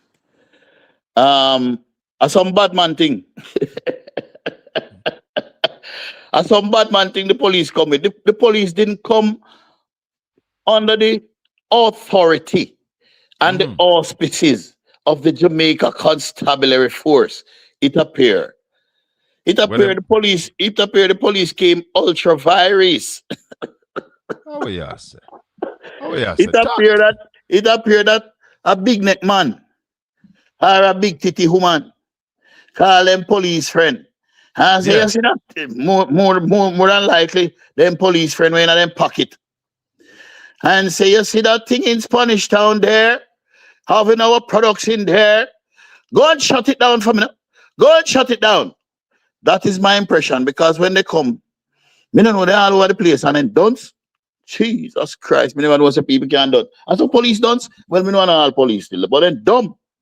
Them dumb bad. Listen, at first I said that I wasn't registered. Yeah. Now, if you're operating a business without being registered, it's an arrestable offense. You know, a lot of people don't know. Yeah. You can be arrested for it. However, that is not enforced in Jamaica, because if that were to be enforced, then Everybody would have get three-quarters of our business in Jamaica would have been shut down. would have been shut down. And the pattern in Jamaica, if you start and you're operating and not registered, they would come to you and encourage you to get registered. They would lock you down. Exactly. So them come now, say me not register. When I show them that I was registered, they say they want to see on the registration certificate that I am authorized to sell these brands. Papa. So hold on. People get authorization at Jamaica to sell Clarks and Nike and I know too. Exactly, that's what I want to do. You just go buy some Clarks and Nike and sell them back. You look like you have to get permission from Clarks and Nike if you sell them products. Talk to me. So what else? So I'm saying I realized I was dealing with some dumb fuckers. I can't come by your thing. No, we're on radio. We're on radio. Oh, sorry. We're on radio too. So I forget it's not internet alone. No. My apologies. Yeah, we apologize to the listeners and the viewers for that. Yes, my apologies. Yes. I realized I was dealing with some men who were not that bright. They were talking all manner of pure foolishness. Because how can it appear on a registration certificate, business certificate, that I am authorized to sell these brands? Have they ever seen a business registration before? They have never seen one. Obviously, they have never seen one. They don't know what them come about. It was a shame. It was shameful. So after that now, they moved to food handlers permit. Oh, wow. So they were on a fishing expedition. They might just have fish. They might try to find an excuse. You understand? And they're not spear fishing either. It's net fishing them do. Net fishing them do. Because them big man friend or them big girl friend call the superintendent or somebody. Yes. And send them to come lock me down. Because them big enough, them roll thunder Jamaica. So anyway, I said to the policeman, listen, she does have the certificate in the receipt. She does have the receipt for the food handler's permit in her possession. She has it. Yes.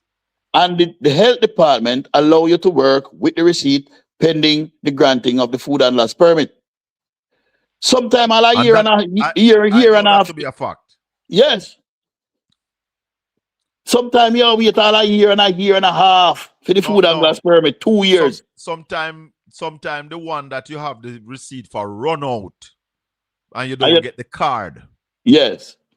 So you have to go renew on that. So it is a standard practice for health authorities. You go, you pay your money, you do the exam, you do the lecture, and you are good to go.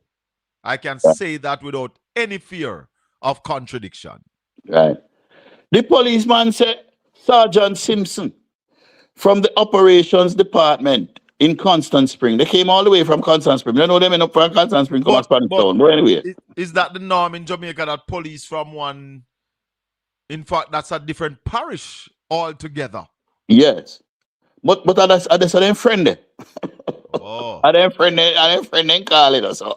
Are them friend there, so that's where they come from. Right? And so when I told the man that the health department does in fact allow you to work with the receipt, Sergeant Simpson said, no. Nothing can go so. You can't go apply for your driver's license and go drive car. And that's how you go. You have to wait till you get the driver's license. No, but Sergeant Sick, because you do indeed, when you apply for driver's license, you get one paper where you can go drive with before you get the actual license itself too. Same thing. Me never even remember that. Yes. I get my license so long ago. I remember that. Yeah. Right. So it was obvious. It's obvious that they were working on behalf of somebody. And we don't have to look very far for all of us to know is who. The people who go like a them a god in Jamaica. Yes. Them same one. No, me see them write one fool letter to me. Say me a infringe on them trademark. They have written to you now? Yeah, man, they sent one full letter to me get it this morning. Say I Hey. am infringing on their trademark. Who What sent that to you? rubbish. What rubbish.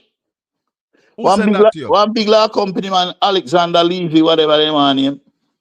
But let me ask you this. The person who write the letter, the lawyer who wrote the letter to me can't even read and write properly. Lord God. Lord have his mercy.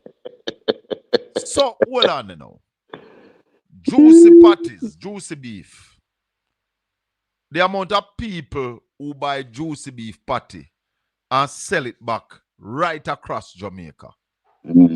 Tasty's patty, Mother's patty. Everybody now buy them there and sell them back. Yeah, but well, I guess they are infringing on tasty and juicy beef trademark. But In fact, the supermarket selling Grace mackerel. They are infringing on Grace trademark. Oh yes. Oh yes. or maybe them business certificates say that they are approved to sell Grace mackerel. Sell Grace mackerel, yes. Maybe the business certificate lists out everything in a supermarket. Yeah. Approved to sell. Dumb. What I would think a problem is, because I listened to you on another interview at another place. Yes. And a man was saying to you, why you not take out the chicken and put it in one different box? Jesus, Father. Oh God. Them twist themselves into contort. They were contorting so much. They were twisting themselves into pretzels in that interview. And I know that journalists supposed to know better than that, because if you did that, then you would be in problem. He's brighter than that man and smarter than that man. He knows his foolishness he's talking. He's trying to appease some quarters, obviously. He was trying. Listeners and viewers, if you're just joining us, we're talking to Milton Ray, a famous blogger, 119 them call him, out of Portland, now living in Kingston, somewhere thereabout.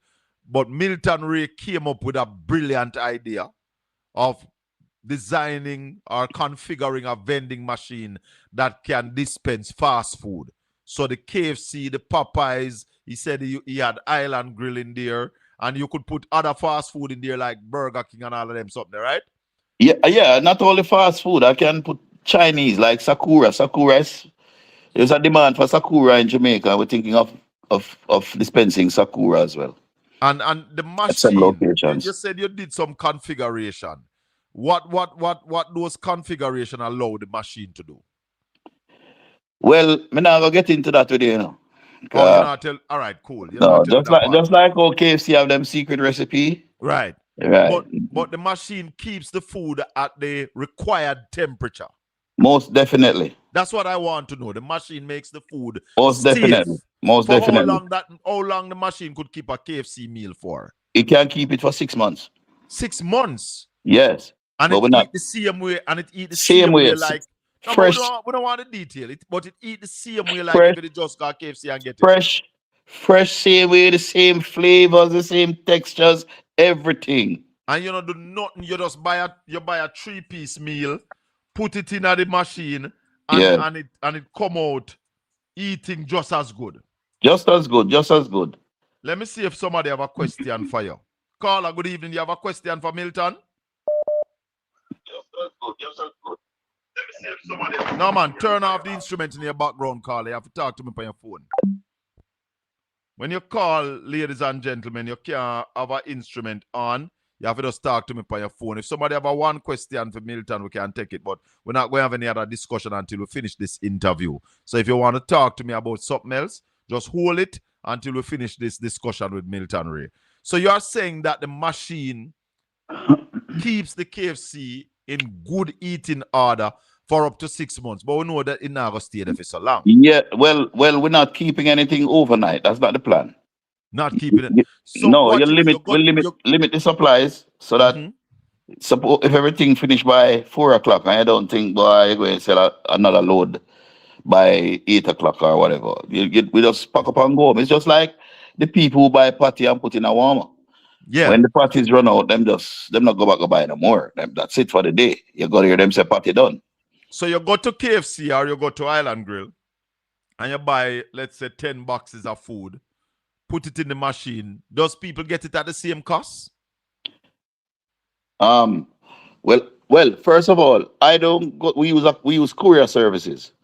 Yeah. So we not go directly. We use the same because people are questioning about people who want to poke holes Yeah. into the concept. They want to find something. They're searching hard. Start questioning about how is the food transported and all. 'Cause everybody, So the same people who are doing deliveries around Jamaica every day is the same people we use. Because I see my daughter stay up at the house and order KFC and it come on a bike. Yes, but some couriers have vehicles. Right, I know. So we know Right. that there are So the people ones who who have park out a vehicles. KFC and you call them and then get your KFC and bring it to you. Right. So those are the same people who used to transport the food to us, buy the Right. food and transport it. Now, what was the other question again? Now the question was at what cost people get it at, if they get it at the same Oh, cost. we put on about $300. That Yeah. is the introductory offer. I think it's gonna go to about $350. Yeah. After a while, but the introductory offer is $300, and it's way less than the delivery cost because delivery now is $800, $700, $800. Yeah. So way below the regular delivery cost. And you don't add nothing to the meal or take away nothing from the meal. No, man, not at all. Same way it come as we put in a machine. So you're not tampering with their brand. Not at all. You're just buying it and reselling it as is. As is, we don't at a trouble little it. markup for your service. Which is trading, which is what everybody is a normal course of business around the world. So what is wrong with that? I can't see. You go and ask them. You go and So when we decide to have a little party, them clutching at straws. when we decide to have a little party, yes, and everybody put 2,000, and everybody put and some people put 5,000, and we buy a portion of KFC. Yes. And I will sit down and we eat, and we party, and we drink too. You are infringing on their trademark, according to them. But wouldn't that be good? Wouldn't that be good for them? They would sell more. That's how I see it. I think they would have sell whole heap more. Well, us ordinary folks, remember now, we are the common man. Yeah. So, good evening. Hold on, caller, just a sec. Let Milton finish this point. Go ahead, Milton. They are the gentry, Yeah. We are the common man. So we're not even supposed to breathe the same air they breathe.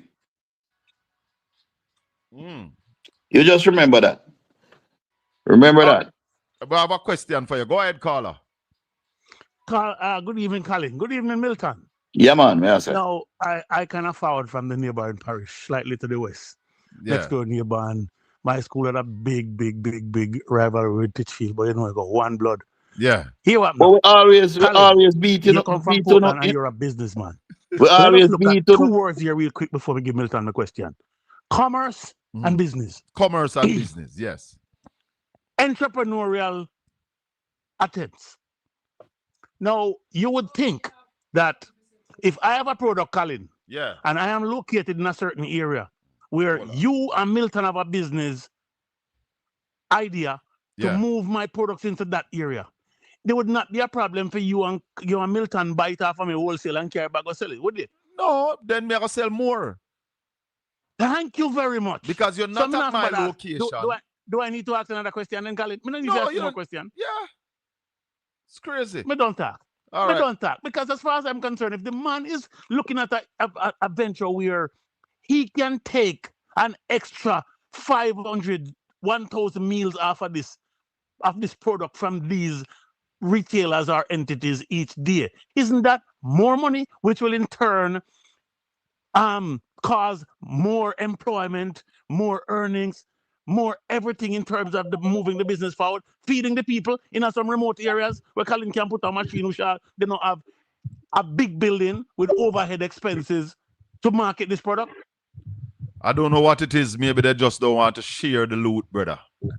Colin, you don't know my thing. A question time me ask, and we're living in an age in Jamaica now where it's the age of more questions, no answers. Have a good afternoon, Milton. Yeah, man. Blessings. Yeah. Obi. Yeah, man. Yeah, yes. How you doing? How you doing, Colin? We're good, man. Hi, Milton. How you doing? Yeah, man. There. Yeah.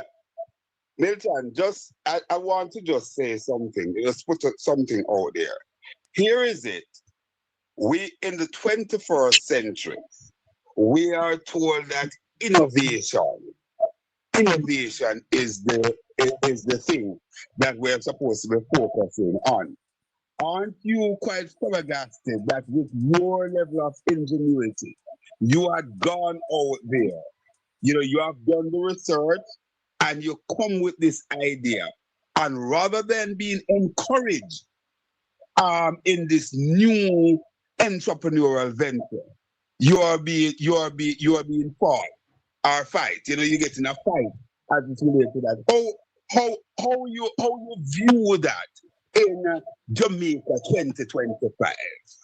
Well, these big, yes, Ob, you hear me? Yeah, man, I'm hearing you. All right. Well, these behemoths have to appreciate and understand that technology is changing everything and the world will not be the same. The way we do things will not be the same as technology advances. Everything changes. See Colin about one podcast here go on. A technology allow for this. This one time this could go on. This would be a dream. Would be a dream. Would have to sit down and listen to RJR and JBC. We have to take what we get. We don't have no choice. Technology has changed that to the point now where it is almost making radio and TV and newspaper obsolete soon. That is technology. And so that is why you have these big media houses like RGR and Gleaner and so on who are sweating now. Them are sweat, them are fret. Because technology has changed everything. Well,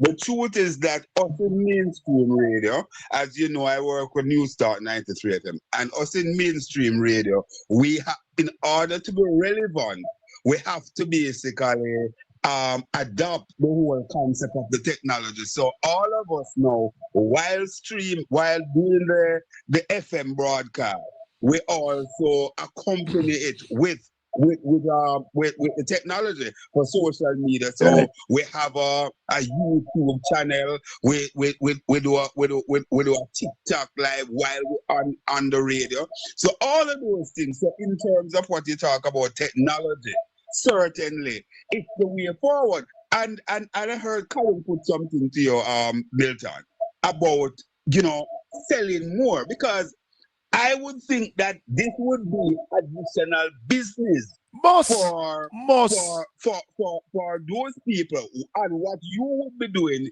is offer a level of convenience to their own customer. Yes.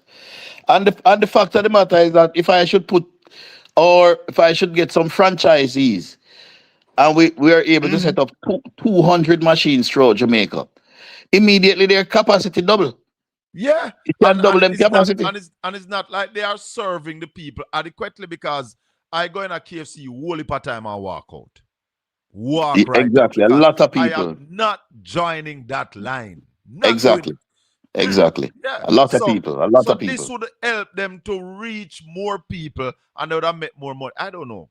We have a next caller. Hold on. Go ahead, caller. Colin. Yes. Good night, and good night to your guests. Yes. What is your next door neighbor favorite slang again? What is his favorite slang? Bad mind. And words. Bad mind. Oh Jesus. Bad mind. Worse than Obia. Bad mind. Worse than Obia. No, somebody is just mad that they did not thought of the idea first. Milton. That's it.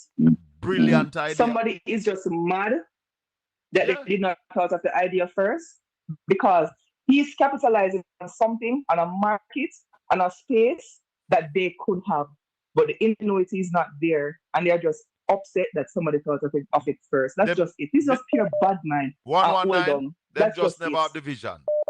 Yes. A teach field, man. That's just it. Yes, man. Yeah, man. Teach field. Bad mind and good food. All right, caller. Thank you. A Portland water we drinking, man. How we are, man? Mary? Colin, good night to you and your guests. Yes. Them get caught napping. They got caught napping. And that to them. You understand me? No, them You not know? get no card napping. Them just never have this. And somebody come with it. And come on, Yes. man. Drop it, man. Load the man. Leave the man Yes. alone. The man is buying your product, selling back your exactly. product. I'm making a money while you're probably you're not losing a dime. You're going to gain more. The man is not And you know selling it something? cheaper. Exactly. And you know something, Colin, right downtown in Sipon, Orange Street, you see, right in front of Tasties, you have a lot of guys that buy Tasties, you know, Maggie a plug, they buy the patty from this place, and right in front of the place, they must sell the patty, they must sell it for the same price. But like you say, you preempt the line, because sometimes there's a line. So people want the ready-made thing on the go. Yeah, so man. Like you said, a bad mind thing. And me I say them caught napping because innovation catch them and it catch on. So them can't deal with it. Instead of trying to partner with the gentleman and say, all right, you know what? Or we can do a concession because our product can sell. You understand me? That's what they should be doing. And that them should I do. You know, we give them a concession, can I sell a product and all that. Hold on, Mary. Hold on. Milton. Yeah, man. Would you say that these people are trying to stop business in Jamaica based on what they are doing to you now? Well, some people believe that them alone for living now. And the fact of the matter is that them probably feel aware that somebody a leverage a product that is in high demand in Jamaica. However, that is what people do. Same as how Honda and Toyota are the fastest selling vehicles in Jamaica. Some people go and set up a car lot to sell Honda and Toyota because it's Honda and Toyota people want. Don't? And Toyota Jamaica, if you just love that and who sell They Honda, can't do anything about it. They can't do anything about it. Let me ask you this before I go back to Obi and we have another caller coming in. How many people do you employ because of this? Well, right now we're not up and running, because we take a break for work out some logistical things, as I say. Right, but when you were up and running, how many people were employed? We were at one look. We just Spanish Town alone. We don't need it. Remember, it's automation, so we don't really employ a lot of people. 2 people. But you but you were putting food on 2 more persons' table, brother. Yes, that's true. You might not see it as a big thing, but giving 2 persons a work in a household, you're touching maybe at least 6 people. True. Yes. If I even the trickle down, the effect down, all is I call it the word they call it, know, that effect, the multiplier effect, yes. And the thing about it is that's why you have people have franchises. These businesses have franchises. So better than they even say to the gentleman, you know what, you have to pay us a money. No, like pay a we need to pay them nothing. Pay money for what? We need to pay them Pay nothing. them money for what? We can't pay them the money. What they should have done is saying, like, oh, you would do that. We give you a 20% discount when you buy a big deal, you get it a little cheaper. So you know, if you maybe mark it up at $300 119, you could have put on Right. 100. That's what they should have done. Come in, No. Obi. Absolutely. Now, before Obi come in, before Obi come in, Hold on, Obi. before Obi come in, you touch a good point, Colin. Because when I came up with the concept, the idea crossed my mind to approach them, Yeah. and said to them, so I'm going to be buying in bulk. Can I get it, the food at a discounted rate? Yes. And tell them what I'm going to do. But I dismissed the thought immediately because I know the nature of these people. Right. They would never, ever, ever, ever facilitate it. Never. They would have take your idea and run with it too. Yes. They would have take your idea and run with it to 119. And that them True. would do. They would True. have taken your idea and run with it. Because as you say, Colin, what they should have been doing now is offering me at a discounted price because me are buying a bulk. Yes. And so we could have a special arrangement that when your guys come to the restaurant, we have a lane for them, we have a fast track for them, No, something but like maybe, that. you'd have a van where you just go pick up because you call when you come and say how much you want, this and that location want too much, and then prepare your own separate and apart. Right, exactly. If you really I do business and I look about people. But it's not about business, it's about the bad-mindedness and They have no But before I go, logical. gentlemen, because you know, say the chicken when I sell, I dash them way. So maybe the money you have the leftover chicken for throw away because he would have been an Radio, outlet soon for call that it. amount of chicken. You understand me? So as one bad man, I kill them man. You know the small man not for prosper. All right, Murray. gentlemen. Exactly. Go ahead, Obi. Yes. Yeah, Colin, I just want to say something finally. I'm from Manchester and we basically have a vision to look through 10 foot concrete wall. You know, we can see through the wall. Hold on. And I'll give you the answer. I'll give you on 119 the answer as to why this thing is basically being fought. What happened? The courier that work for these people, they are working for minimum wage. Minimum wage. Therefore, when 119 is meeting the people out there in this manner, the courier service that they would normally be earning a certain amount of money from. Because remember now, as 119 said, that there is a certain, I think he said about $800 or so for the courier. Now, he is basically reaching the people at about $300 excess. Therefore, when you look at that, they would be saying, listen, he's undercutting our thing. The courier? By $500. The courier? And the courier. I don't think so. Remember now that the courier, the person who basically carry the food around that we are calling the courier, they are not doing a business of themselves, you know. They are employed to the various fast food company. No, Obi, not necessarily, no. No, man. Not They are necessarily. independent. They are independent companies. They are independent individual doing them own thing. Yes, yes. In most cases, you might find a 1 or 2 cases that some of them are employed like that. But in most cases, no, they are independent. They go and buy the food. They go and buy the food just like me and just transport Yeah, man. it. Some of them have to join the line, or if them have a link in there, they might, because in Port Antonio, where I can speak to the policies that them can't cut the line, and none of the staff them can sell them before the people who are lined up there. No. Okay. I'm talking about the company that offer a delivery service. Well, that's a different case, and they are not the ones who are affecting 119. Okay. All right. Cool. All right, my brother. I have a next call. Thanks, Obi. Go ahead, caller. Blessing, Mr. Colin. Yeah, man. First time caller. Yeah, man. Thanks. Love your show to the max. Blessings. Let me say that. But 119 need to tell us about the franchisees. How people like me is interested in the franchise. So you want to buy in on the business? Would love to, but I want to know what. Give us some more information on the franchisees. And second of all, is there a pattern that he has, and he's the only one that can build those machines in Jamaica? Because what KFC gonna do now, I believe they're gonna try to come up with a machine that they could implement that way too. I said the same thing to Milton, that I believe that they are going to try and do it now. What is about that, Milton? Absolutely. Well, I don't think they can. I don't think their franchise agreement allow them to do that. Remember, they are not operating on their own. They operate by strict guidelines. Yes. From the franchise, from the brand holder, Yum Brands. Yeah. Yum Brands in America. So I think that's the name of it. Oh, okay. All right, caller.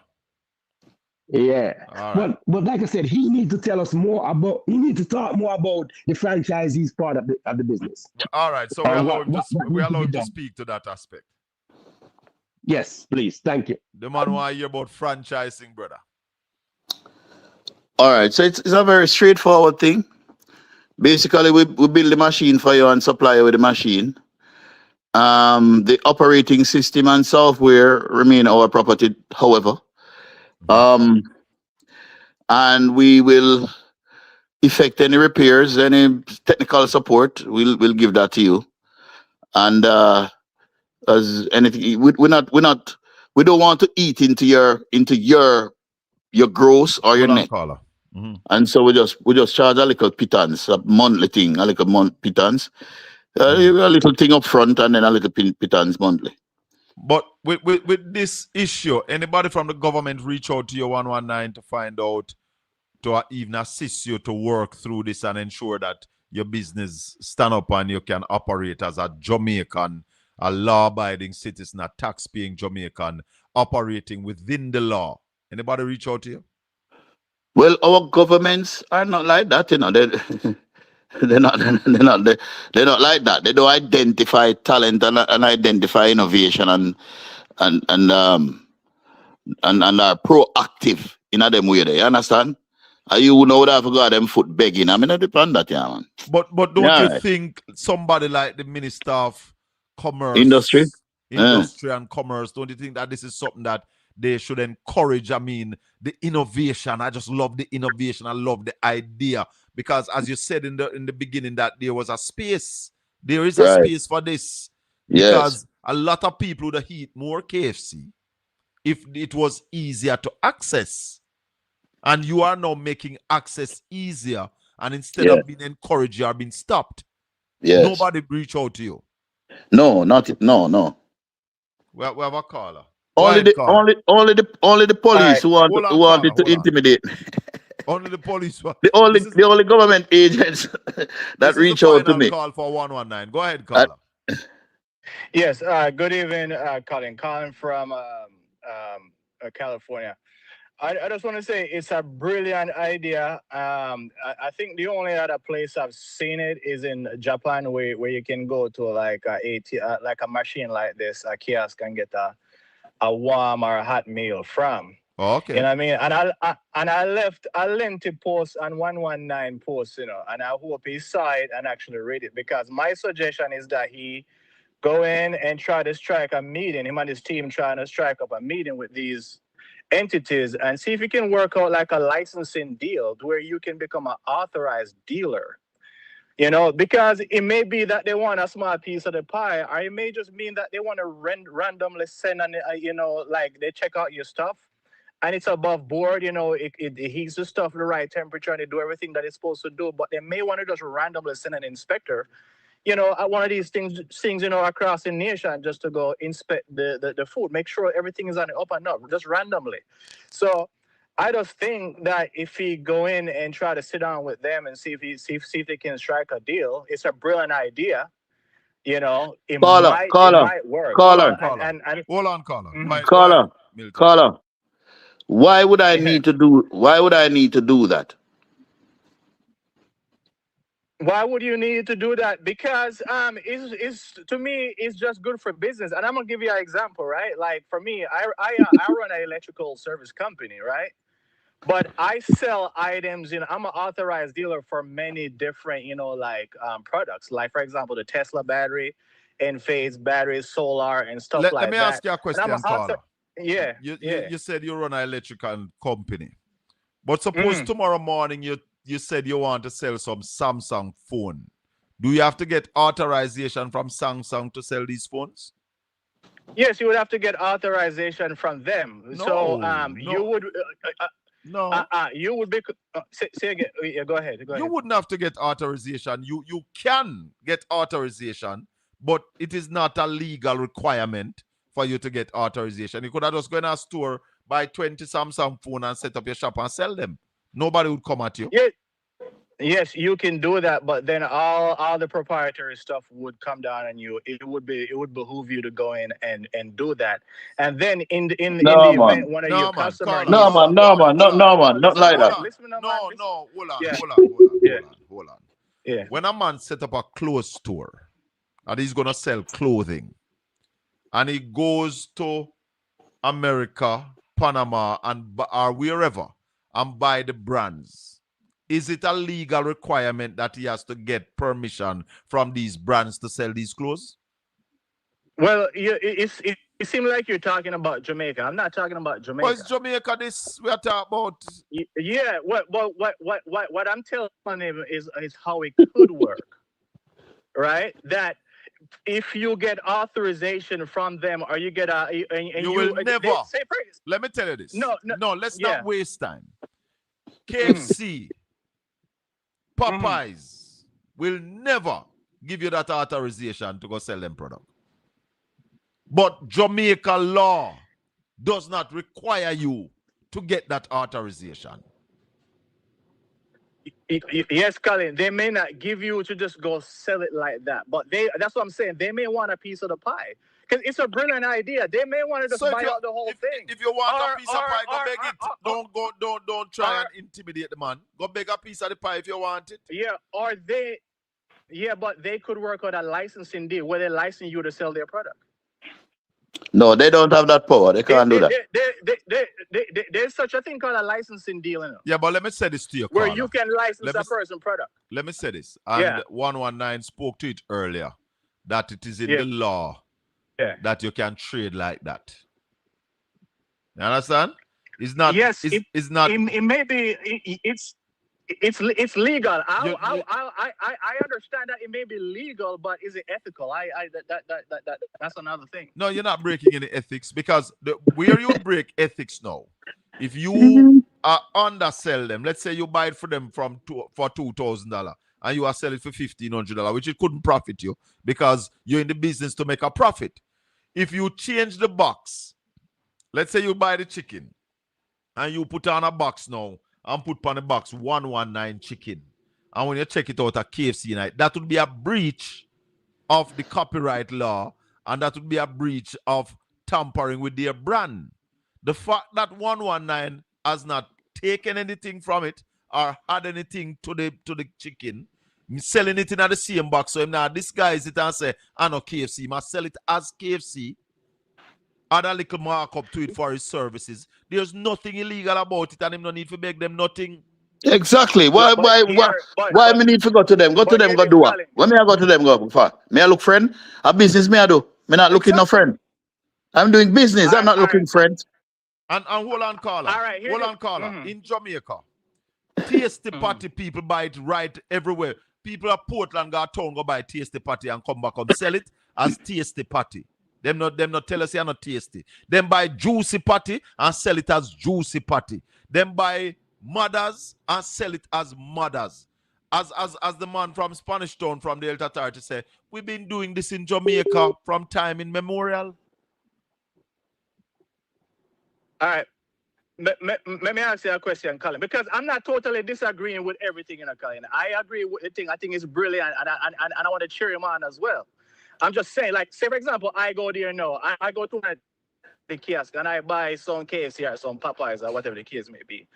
And then my belly mash up, my belly run gone and left me. Who you think me I go sue? You think me I go sue Zoops? I'm going all right. All right, Carla, you're nitpicking now. Hold on. So let me ask you something now. Miss Jane. Yeah. Up at Titchfield, I sell patty. I sell tasty patty and juicy patty from 1909. What happened when I pick the belly pee and I should go home and have running belly? Then sue Miss Jane? You ever hear Miss Jane get sued yet? Yeah, but I've gone through those instances at Jamaica. I grew up. So if you grew up at Jamaica, patty must sell at your school gate. Yeah, they must sell the patty at the school gate, but they don't have it in they don't have it in like mother's packaging and juicy beef packaging. What them have it in now? Them just have it in a them container or them No, thing like that you sell patty. You don't understand. When them got juicy, go buy the patty if you come back and sell them, get the bags and everything from juicy. The bags they might not label, but are the same bag what they get from juicy. They must sell it in a brother. Colin, if you own KFC, you would want to protect yourself from lawsuits. Colin. Yeah. Colin. Like so many people who are trying to find something wrong, searching for something wrong. Yeah. This fellow is nitpicking. Yeah. What he's doing, he raises a point, and when you blow that out the water, he come with something else. Yeah. Exactly. Just like the people on the radio station the other day. My brother, it is for me not see nothing wrong with it. Me love the idea. Me sorry I never me come up with it. Colin, I love the idea as well, and I want to chairman. I just think that for the betterment, if him going and talk with him, you could have a harmonious relationship, and everything would have go smooth. That's all me I say. Try it. No, I'm interested. But I'm interested though. To what end? I can't get the answer. Because it's not like I'm gonna go there and they're gonna say to me, okay, sir, you're buying in bulk, so we're gonna give you at a discounted rate. That will never happen. It will never happen. Or we're gonna create a special lane for you. But it will never happen. So to what end? Why do I need to have an harmonious relationship with them? I don't know. Me not a big friend and a friend me I look. But let me ask, have you tried? I don't need to try. It will never happen. You see this? You know, see a police then come intimidate me. What wrong with you, man? All right. But 119, I wish that is what would happen. I would love for that to happen, to encourage that kind of business to say to you, all right, I give you a 5% discount, because I can't see how this will hurt KFC. How this could hurt them. How could it hurt them, 119? Tell me. Well, I'm sure they have no logical reason for fighting against it. Hold on. It's not just KFC.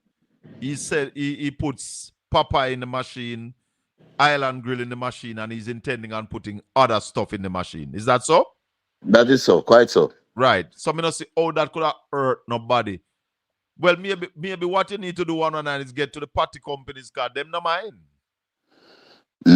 They don't mind people selling their parties. We know that, because anybody who go to school at Jamaica and tell me say you never buy a party at your school gate yet, you're not a Jamaican. Yeah. You know, I would look the only reason why I want to hear from them directly is for them to give me a logical reason, a logical explanation. Yeah. As to why them are fight the thing.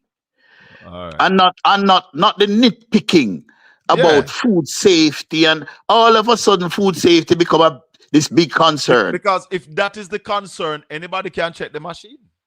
You can come check that. That's not difficult. Colin, we have pan chicken man per every corner. I sell out of some pan. They have bathroom facility. They don't know if to wash their hand. But there's no concern about food safety. We had a woman selling at Crab Circle and defecating same place. Tell her. Where was the concern about food safety? But I hear she's back at Crab Circle. And she's back there, yes. She's back there selling again. Where is the concern about food safety? Eh? Listen, man, it's a smoke screen. Some people forgot sit down. That them for do. Some people forgot sit down. You know that them for do. Not say nothing. Colin, do you know where they hold on 119. How much people are ride bike at KFC Kongi? And you alone them carry Kongi, because when them pick up for 6, 7, somebody and them ride around the whole place with the Kongi. Me see my daughter order KFC at 2.5 hours it take before she get it from a bike. All right. So you see that food? That food is contaminated, you know. It's just because listen, Colin. Tell us something, man. Some people for go. Colin, listen to me good. Because I have done the research and I can tell you, when me attack off the top of my head. Listen to what I'm saying to you now. Chicken, well, food in general, but me going to speak specifically now to chicken. Yeah. 2 hours is the most that chicken should stay out in the open, meaning not unrefrigerated. 1.5 to 2 hours after that, the bacteria build up in it. Yeah. So the man them will ride around for 2 hours, deliver to 6 people, be a bacteria in our food. Brother. The only reason why we don't get sick is because our bodies, God was such a wonderful engineer that him build with body to deal with bacteria and deal with all kind of virus and all kind of thing. You know, meaning not going away, you know. It's just that with bodies deal with it. Yes, yes, 119. yes. You hear me say? I know girl me a girl you. Without the house. And we say we are going to eat. And they say, Daddy, we can't get KFC. I'm say, all right. And them go up on the phone. Them have the app on the phone. And them order it. And them call the bike man. And say, we order it and pay for. Pick it up. So half our time, me no wait for food, you know. Half our time, I say, what with the food there? Daddy soon come. Half our time, what with the food there? Then start go quiet now. But daddy, I saw you go because remember say I no feel we alone them a carry now. Because then I just take up. Then I say, but my money I pay for the delivery.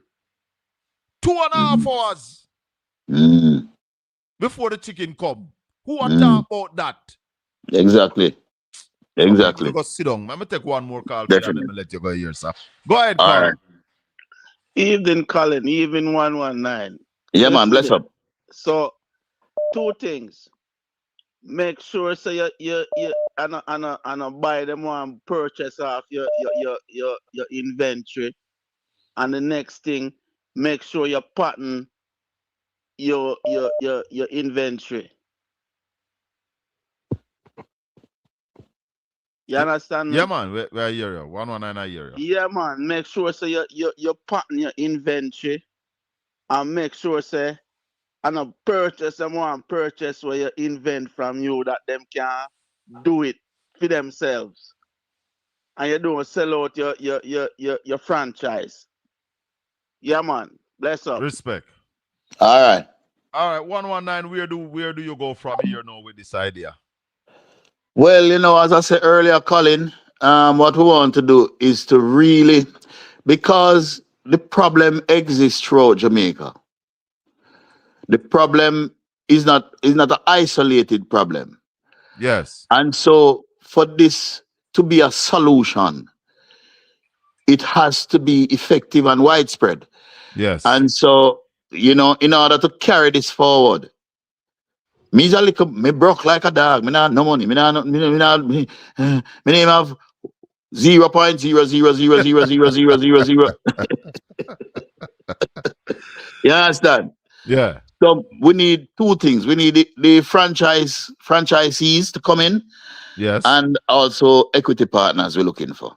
How those people get to you? Me they all over social media, man. Me not have to find, man. So just type in 119 at YouTube. You can just anyway, put in, send me a message. Send me a message. Send me a message by social media. Or you can call me 876-384-0991. You hear the number, That's my number. Give me the number again. 384. Hold on. Yeah. So that's 384 0991. 099. But me not have time for your foolishness, you know. Me have a short temper for foolishness. If you don't know, call my phone and bother me not do it. A serious inquiries. Serious, right? Serious inquiries only, please. Thank you very much. If you have money, if you don't have no money, don't call me. Money we deal with. My brother, brilliant idea. I wish you all the best. Yeah, man. And I hope that the thing get up and running soon over Jamaica. Make certain you carry 2 or 3 come to Portland. Definitely. One KFC that Portland. One KFC that Portland. And they cannot, I say this without any fear of contradiction, they cannot serve the population. The amount of people who want KFC, they cannot adequately serve them. So no need help. Take the help. I help you, exactly. All right, sir. Big up my parish, Nina. That's our word. Blessings, man. One love. So, my people, we build champion. Yeah? We build champion. We no fight champion. The idea is brilliant. And as Annette rightfully said, they were caught napping. As Marie said, they were caught napping. Spiritual Vibes Boss, Sister Tanya, good evening. Sister Bobette, Real Montego Bay, good evening. We're live on Caribbean Radio, 97.9 HD4. Me tell you no, I saw it on TikTok one night and I said, this is AI. I saw a dispense machine dispensing KFC. I want to see. I said, boy, I'm tired of AI. when me take a stock, the thing was real. Real. A machine dispensing KFC and Popeyes and Island Grill. And all of a sudden, police went in, tell the man to close down in business. Now, a country is not run by men. Countries are run by laws. And if the law allows it, then so be it. If he's not breaching any law, why you going to stop it? And it is not stopping your sale. In fact, what those machines do, or what that machine was doing, was increasing your sale. They are make more money. But what? Nobody enough to eat off of your thing? Be careful. Be careful. Me love the idea. Me endorse the idea. And I asked him the question if anybody from the government had reached out to him, because I think they should have. I think somebody from the government should reach out to him. But I keep telling you, that this government no encourage business or encourage production. They don't. They just encourage consumption. I hear somebody starting up something that going bring some jobs to the thing. Yeah? He's out of business. It's just like when I closed down my chicken farm. I had the largest chicken farm in Portland, broiler chicken in Portland. And I lock it down and not one person from government or rather come to me and say, what, I want to make a lock down the farm, or what can we do to ensure that the farm stay up? Them never care. Eh.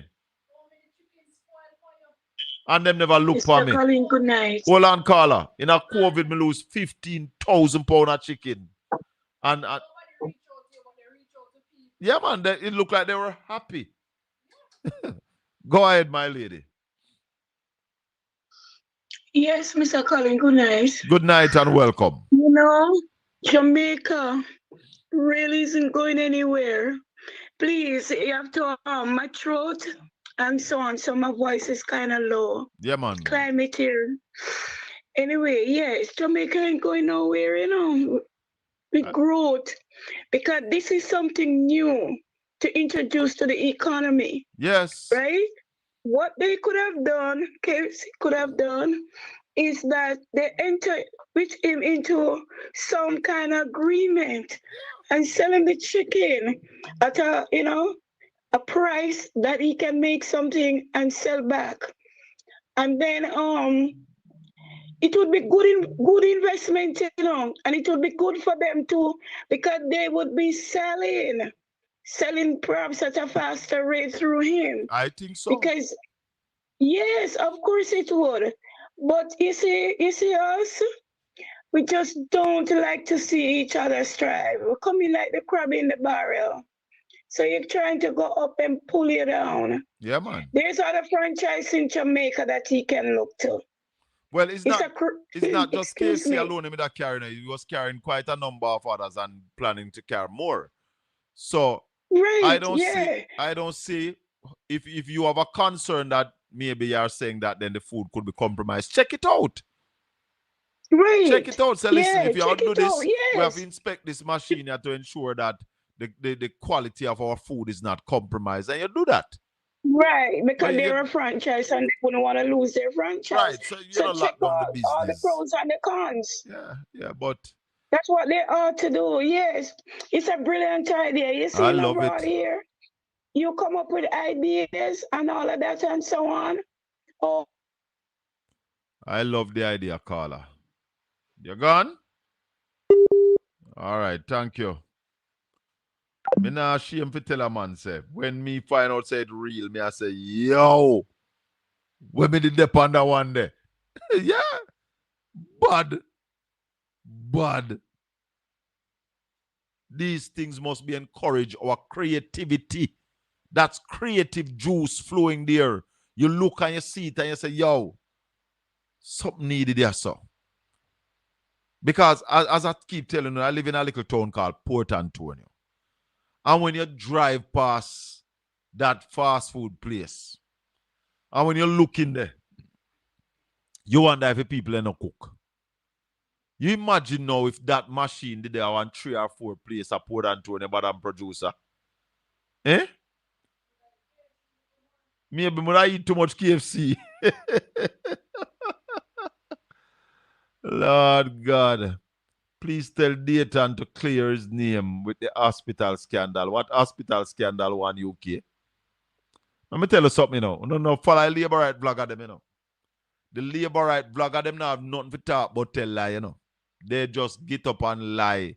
See them try to tell a lie about Alfred Dawes, and Alfred Dawes lace them now left, right, and center. In fact, Dr. Dawes sent me some information this evening. I don't bust it this evening because when him sent it to me this evening, it was just little before showtime. So I never get in it, but I can take a quick glance and tell you now that he sent me some of the letters. Yeah? And he said he will be on with me next week. Yeah. And I think he spoke to Obi today, and I should have asked Obi, if you're still listening, give me a call and tell me what Dr. Dawes spoke about today. Reassignment letters. And the letters, he sent me the letters, but they had the names. I think the names have been redacted. But, you know, a whole heap of things are going. And these labor right vloggers and bloggers have no conscience. They have no care for the people of Jamaica. Supporting a minister of health that told us that Cornwall Regional would cost us $2.2 billion. They have already spent $15 billion and telling us that it's a possible $23 billion. It is still not yet finished. Yeah, it is overcrowded. People have to be resuscitated on the floor. It is a sufferation happening down at Cornwall Regional. The nurses and the doctors demonstrated the other day on Caribbean Radio. I don't think you heard this. So let me draw for it and see if I can make you hear some of the something them where go on a Cornwall Regional. Families spend Christmas in No, their not own. that one. Doctors protest today at the Cornwall Regional Hospital. And today Listen we have this. with us the president of the Nurses Listen Association this of Caribbean Jamaica, Radio. Dawn Marie Richards. And we should also be joined by president of the Jamaica Medical Doctors Association, Dr. Renee Badro. I think we have Ms. Richards online at the moment. Ms. Richards? Hello, good evening, Alshane. Good evening to Radio you. Land. Welcome. No, tell us what exactly transpired today. Nurses walked out today because of environmental concerns. I noticed that things started off from Wednesday and it culminated today. What exactly are you seeing and what caused you now to reach this breaking point?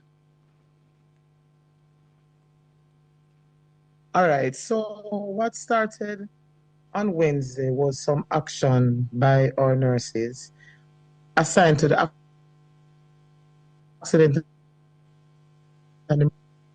The concerns are many, so they complained a lot about overcrowding, unsafe working conditions, rodent infestation, lack of resources, among other things.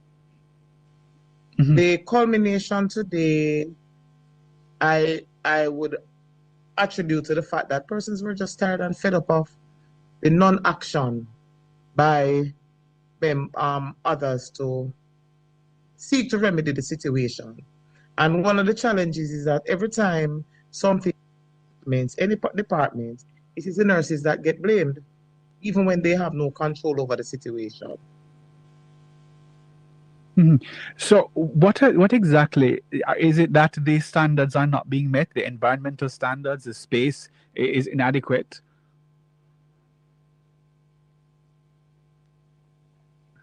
So we would have known that for the last 9 years, the Cornwall Regional Hospital has been in the news in relation to environmental issues.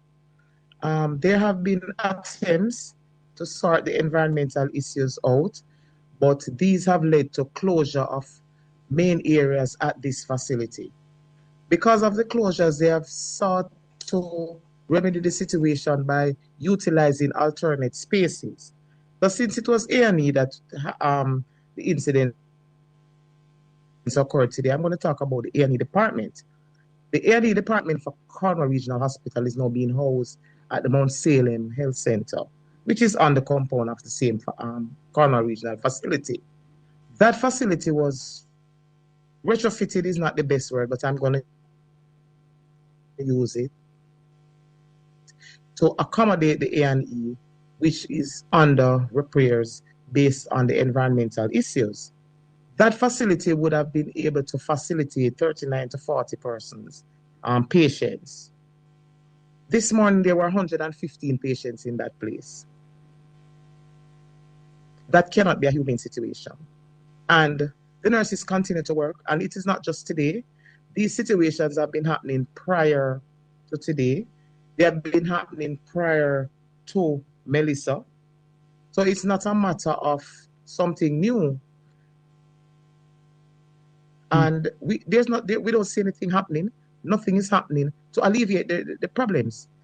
Interestingly, out of today's action, I am now being informed that some work has started on buildings that were impacted by Melissa to alleviate the stress and the strain from the existing A&E department. Okay, Dr. Badro, I think you're online. We can bring you in right here. How does the situation impact surgical outcomes and patient care and patient mortality? Hi, good afternoon, good evening, everyone. Well, you can imagine if a healthcare worker is tired, they're stressed out, and they're burnt out.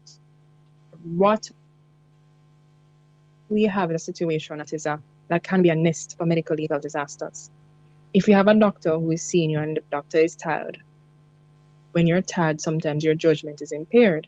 For any person, anybody, judgment is impaired. That's a normal reaction for human nature.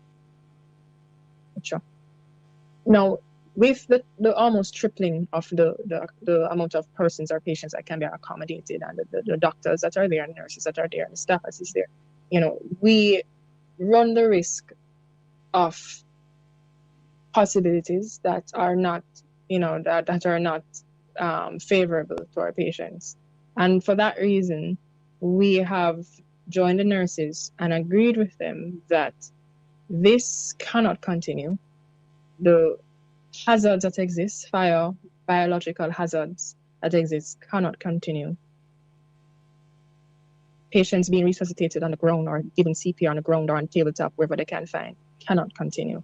It's demoralizing to the staff, it's demoralizing to the patients, and we have patients that have self-discharged against medical advice because of this situation. And we simply just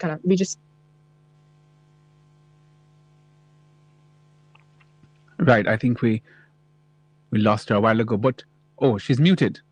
Doc, I think you're muted. You unmute?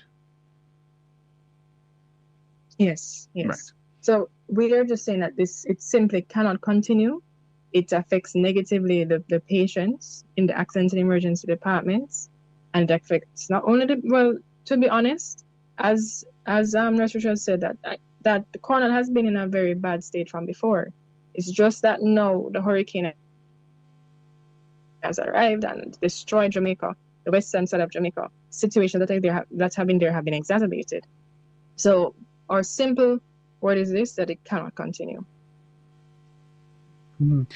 Are you getting enough resources in terms of medicine and other things to fully function and to carry out and execute your jobs? Dr. Badru? There has always been a shortage in the health sector, and sometimes that shortage waxes and wanes. So sometimes it could be a shortage of necessary equipment that's needed for surgery, or necessary equipment needed for other medical procedures. So it waxes and wanes. So at this time, we'll be doing our own assessment in terms of what else is needed at the Corner Regional Hospital. Nurse Richards, the CEO has stated that the facility remains functional and only lacks a few amenities like water. But is that the true picture? Is that the real story? What exactly is the real story on the ground? Healthy and functional is relative. And functional to an administrative person versus functional to a clinical/technical person amounts to two different conversations. So a facility is functional because there's an open space and there are some staff that are putting themselves at risk, putting the lives of patients at risk, but they are there because they need to be there. And we say it's functional because there's running water and there's light, and we say that it is functional. But how do you navigate? I go back to the fact that this space was retrofitted to facilitate a maximum 40 patients. You have 100 plus patients there. How do you fit in 7-8 nurses, 7-8 doctors, patient care assistants, porters, security? How do you fit all those persons in that space to conduct their routine duties?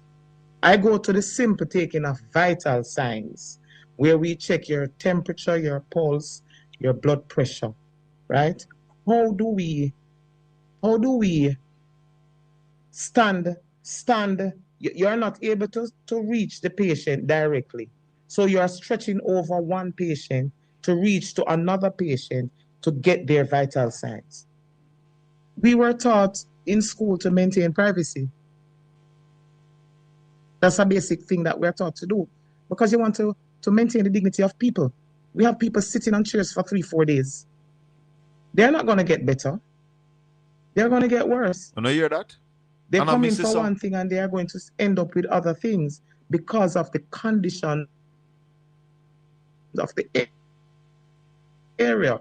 So to say that the areas are functioning, as I say, it is relative. What you say as functional for an administrative person is totally different from what the registered nurse or the medical doctor will see as functional. All right, Nurse Richards, what would you say then is a non-negotiable that I'm going to stop it there because we have been talking about this Cornwall Regional Hospital and people are behave like we're making a mountain out of a molehill. I want to say to the people them were out there supporting this government and this Minister of Health, the only way you can be real people, genuine people that means Jamaica well, and standing up, coming on a platform and supporting these people. You must come say all of this a lie. Because this cannot be true. This cannot be true. When a guy are going to tell me that Dr. Christoph Tan is the best health minister ever, damn right he's the best. Damn right. Sister Tanya, I know Mrs. So. The lady that was speaking a while ago, she's the head of the nursing department down at Cornwall Regional. And the doctor is the head of the Doctors Association in Jamaica. And I'm going to play you another clip from the man who run the hospital down a Montego Bay, Cornwall Regional Hospital. It's nearly 10 years. 10 years they are working on the hospital. And I keep reminding you, the newest Rio Hotel in Jamaica, 750 luxury room. And Where they about 6 restaurants? How much different swimming pool? It's a 5-star hotel, if not 7. 3 years, $15 billion. Bill it. Cornwall Regional is a 500-bed hospital. I never say 500 room. Because Jamaican hospital is one big hall and everybody bed line up in height. These people are stealing the money. They are stealing our money. Uno bloggers and vloggers and broadcasters supporting the Labour Party. You are a bunch of thieves. You are all a bunch of thieves. The shaky one. The white beard face one. The one will look like a robot when they call left side of me. All of you are a bunch of thieves. You support thief, you are thief. They are stealing our money. They stole the money from the bus. They stole the money from Cornwall Regional. They stole the money from the used car. They stole the money from the University of the West Indies. They are stealing our money. I don't know support them. I know a thief.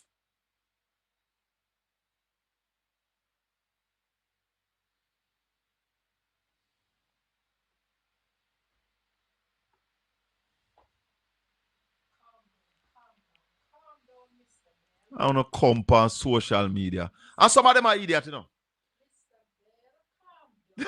How that, nephew?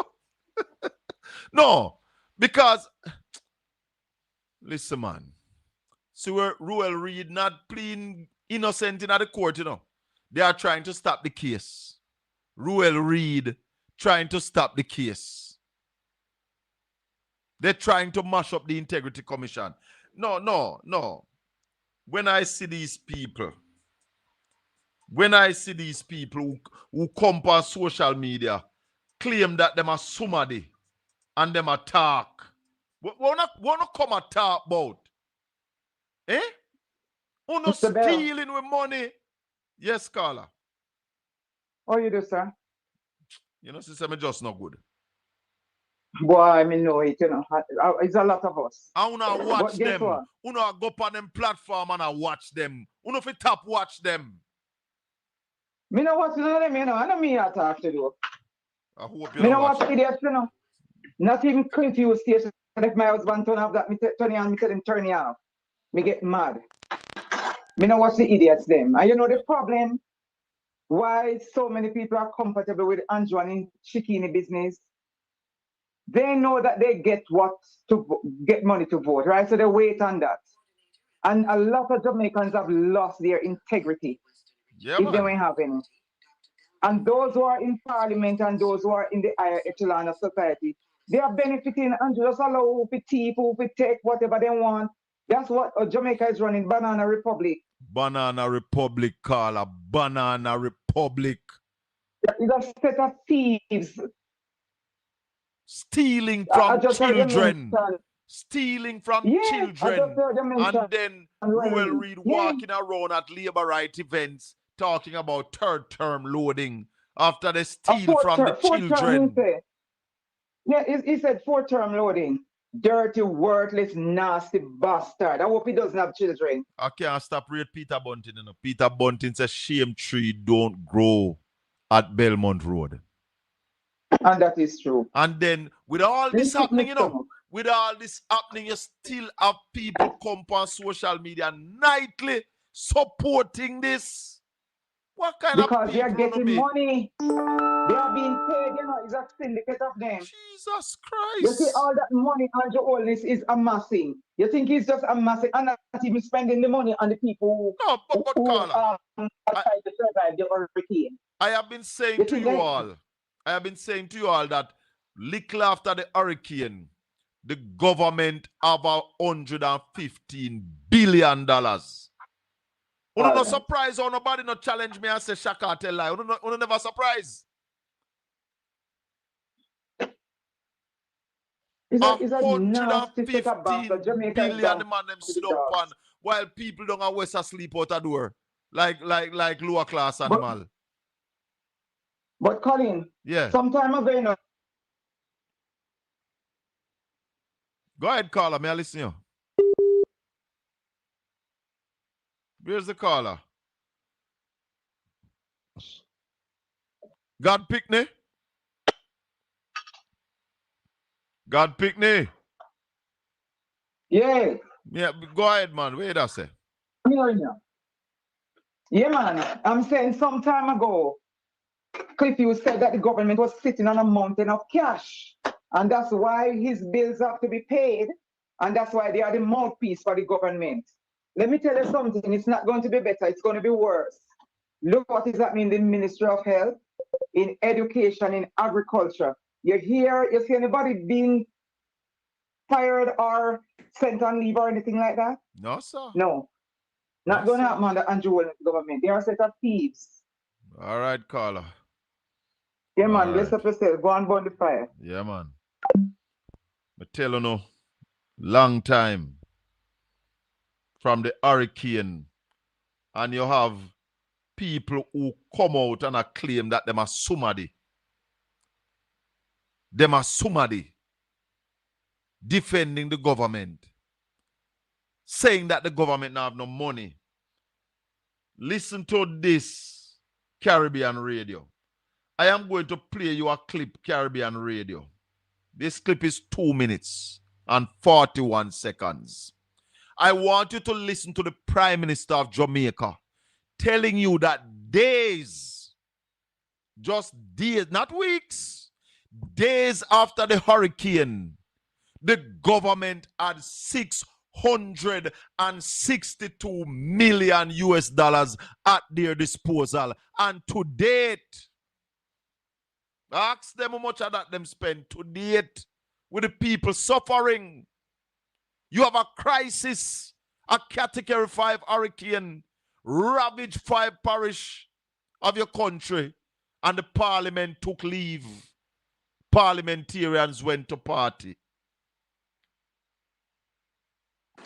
Madam Speaker, even before the announcement of this substantial international financing package, we already had in place a multi-layered disaster risk financing framework, which was the product of years of strategic planning, disciplined financial management, and proactive investment in resilience.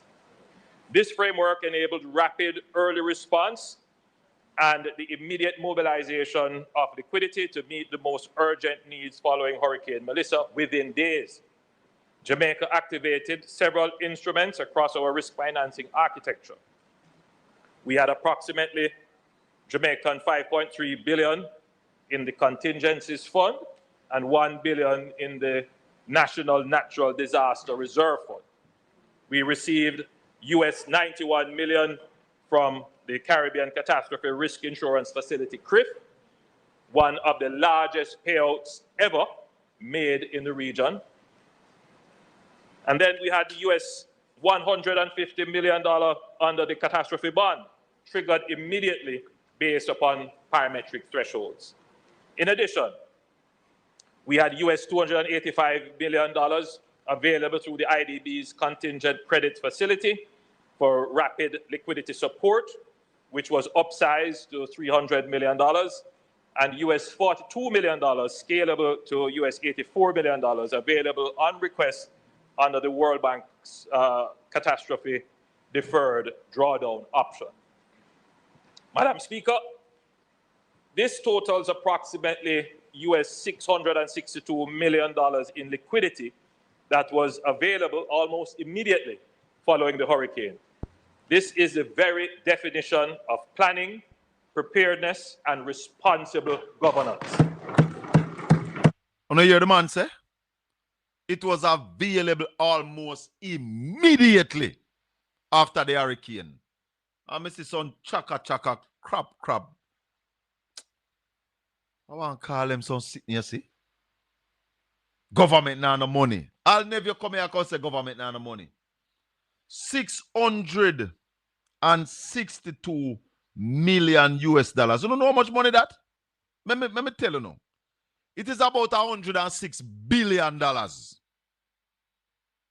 662, 1, 2, 3, 4, 5, 6.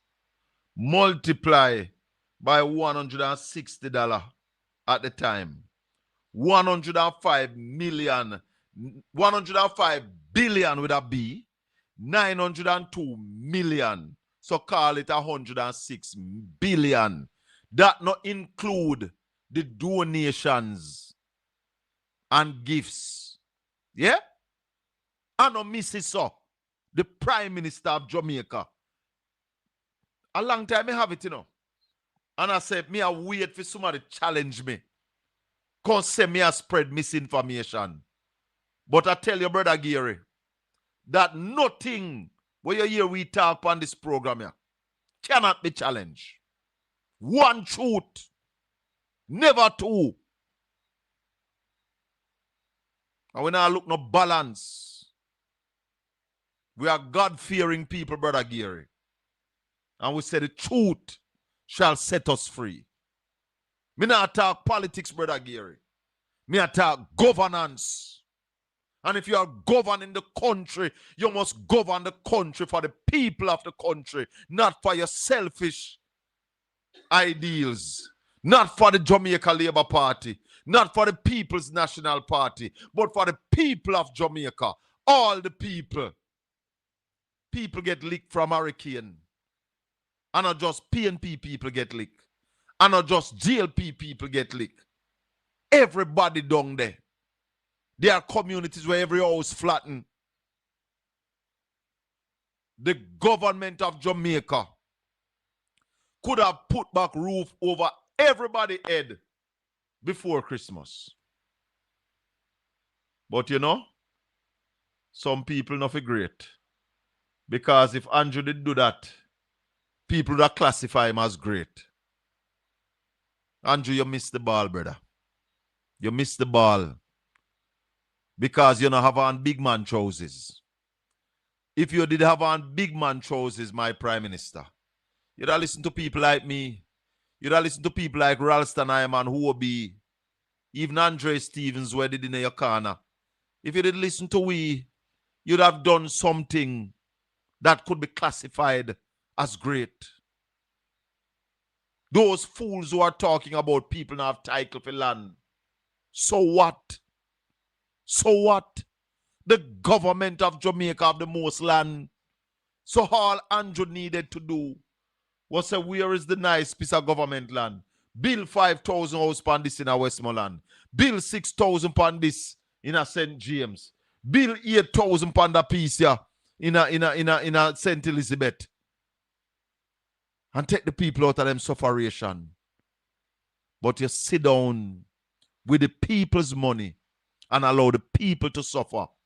And vloggers and bloggers who are going like somebody, nothing but a set of crowbaits. You are all crowbaits and traitors to this country.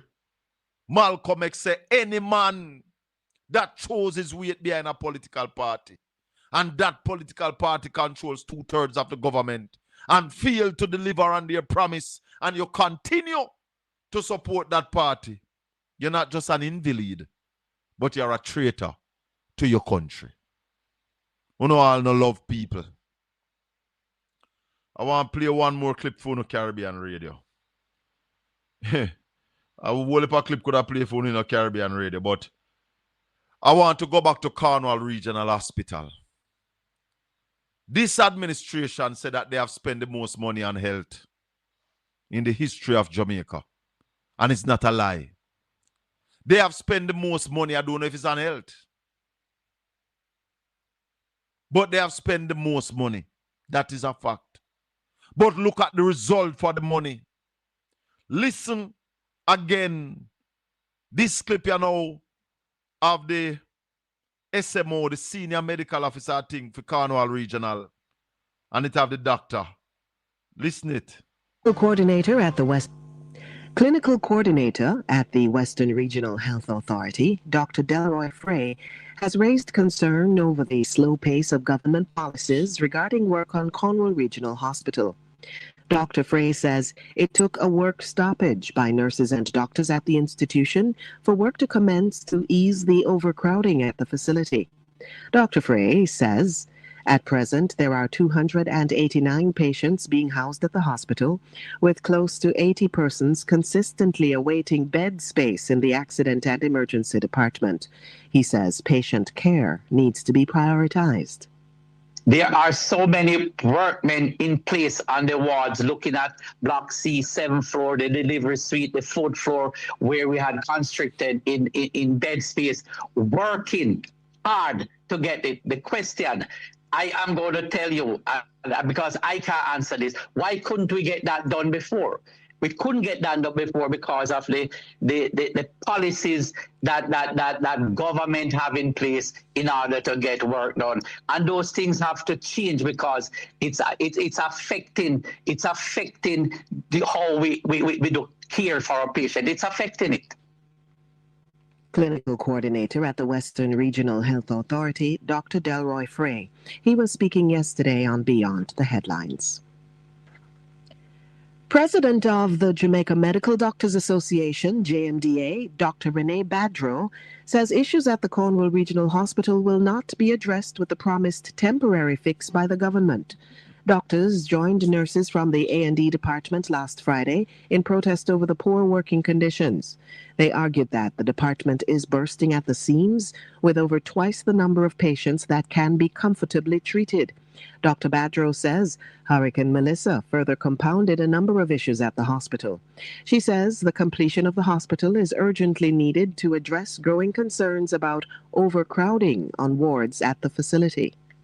The wards before Melissa were a problem. It was suboptimal. And we said this in our letter last year, November 7th, that CRH, Cornwall Regional Hospital, was in a suboptimal state. The hurricane made it worse. I would like to believe that they are committed to their promise of fixing the wards within 3 weeks. We're still going to have a problem because we had a problem of shortage from before. The hospital just needs to be finished and our patients need to be placed in the new hospital where they can have dignity when they're being treated, and you don't have somebody that the patient beside the other patient can hear the other patient business, right? They need dignity in their... Doc, I have to stop you there because I want to say thanks to the people at Caribbean Radio. 97.9 HD4 for joining us. Do remember to join us next week, Tuesday. And remember to just subscribe to my YouTube channel, Portland Spice TV at YouTube. Please subscribe, like, and share. Remember, download the Caribbean Radio app, have it, and make certain that when you get a new carrier, ask for HD Radio. Caribbean Radio 97.9 HD4. Remember to join me next week, Tuesday, when we'll be back right here with much more from Jamaica land we love. It is about the love for Jamaica. It is about governance. It's about the best for the people of Jamaica. And when we speak, we're not coming here spreading propaganda or rumor. We just speak the truth.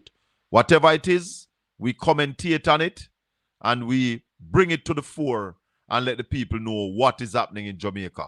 We call on all well-thinking Jamaicans to call on the government to do better for the people of Jamaica. All well-thinking Jamaicans stand up for the people of Jamaica and ensure that we get what we deserve. Jamaica is not broke. There is money there to do the work that needs to be done right now. One Love Caribbean Radio, big up on yourself. Let me just finish that clip here, and then we'll take ourselves from Portland Spice TV for tonight as well. We'll be back tomorrow evening. Remember, next week, I'm going to listen to Father Alfred Dawes, because University West Indies on what, Lifeline, him say? Their treatment, and they need safety. They don't need bodily fluids being exposed to different bodily fluids, reportedly. Dr. Badro says doctors are hoping that the government will keep its promise to address some of the concerns over the next 3 weeks. Unless you're in the profession, I mean, you can imagine it, but do you know what it's like to sit down and not be able to help your patient? To sit down and watch a patient not live? To be exposed or exposing other patients while you're resuscitating other patients, and this is traumatic. I mean, for us, it's something we do on a daily basis, but can you imagine, as a patient, you're seeing another patient being resuscitated because there's no privacy?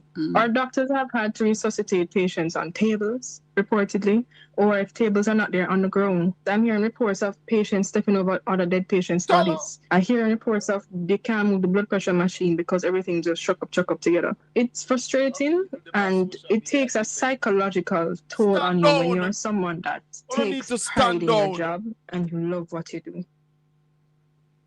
President of the Jamaica Medical Doctors Association, Dr. Renee Badro. She was speaking yesterday on Beyond the Headlines. And Dr. Badro says health professionals at hospitals across the island are grappling with a lack of resources to effectively carry out duties. With regards to the wider health sector, resources is always a problem. And Melissa, come now, everything has been worse. We want resources, we want staff. I mean, it's the same cry over and over, but it's really the truth and what is on the ground. We have mandatory doctors now, they're over there suffering. We have 8 doctors to almost 100 patients in a hospital that the government of Jamaica says need at least 21 doctors on that particular service. That's almost 3 times the amount of doctors that we need. We only have 1/3 of the amount. It's frustrating once again, and we really just want resources, we want staffing, and we want our patients to be treated with dignity, to be safe, and for them to get the best care that they can possibly get. President of the Jamaica Medical Doctors Association, Dr. Renee Badro. So, may I call upon all Labourite bloggers and vloggers this evening. If you can't call upon the government to do better, for right now, stand down. Stand down. I want to find something different to talk about when I come on a show. Yo, brother. Keep its promise to address some of the concerns over the next few weeks. Yeah, play something in the background. Turn it down there. Colin. Yes, sir. Real quick, I mean, I'll let me know you need to go. The question I asked. Any word on that case from Tuesday the 13th? You know, so I never check it, but as I come off now, I Please, check it. put it up, put that note. Yeah, we need to hear. All right, brother. All right. Respect. Give thanks. Yeah, man. I'm saying to all Labourite bloggers and bloggers this evening, stand down or use your platform and your connection to the party to call on the government to fix these issues. Fix these issues. These are long-standing issues. Cornwall Regional is 10 years. We know you're not from Michelle Charles yet about the CDF money. We're coming for that tomorrow evening.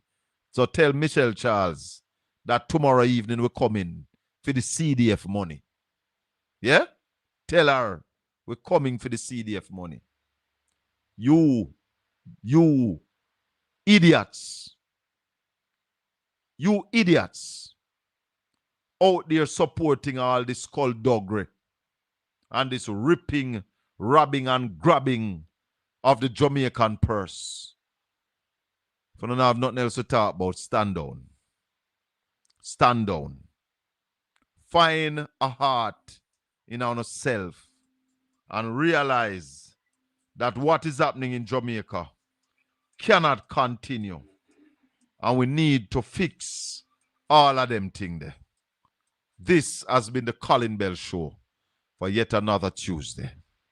May the good Lord continue to bless and keep you all. Make his face shine upon you and be gracious unto you. The Lord lift up his light and give you his peace. Until we meet again tomorrow evening for the Colin Bell Show. Peace be with you. One love.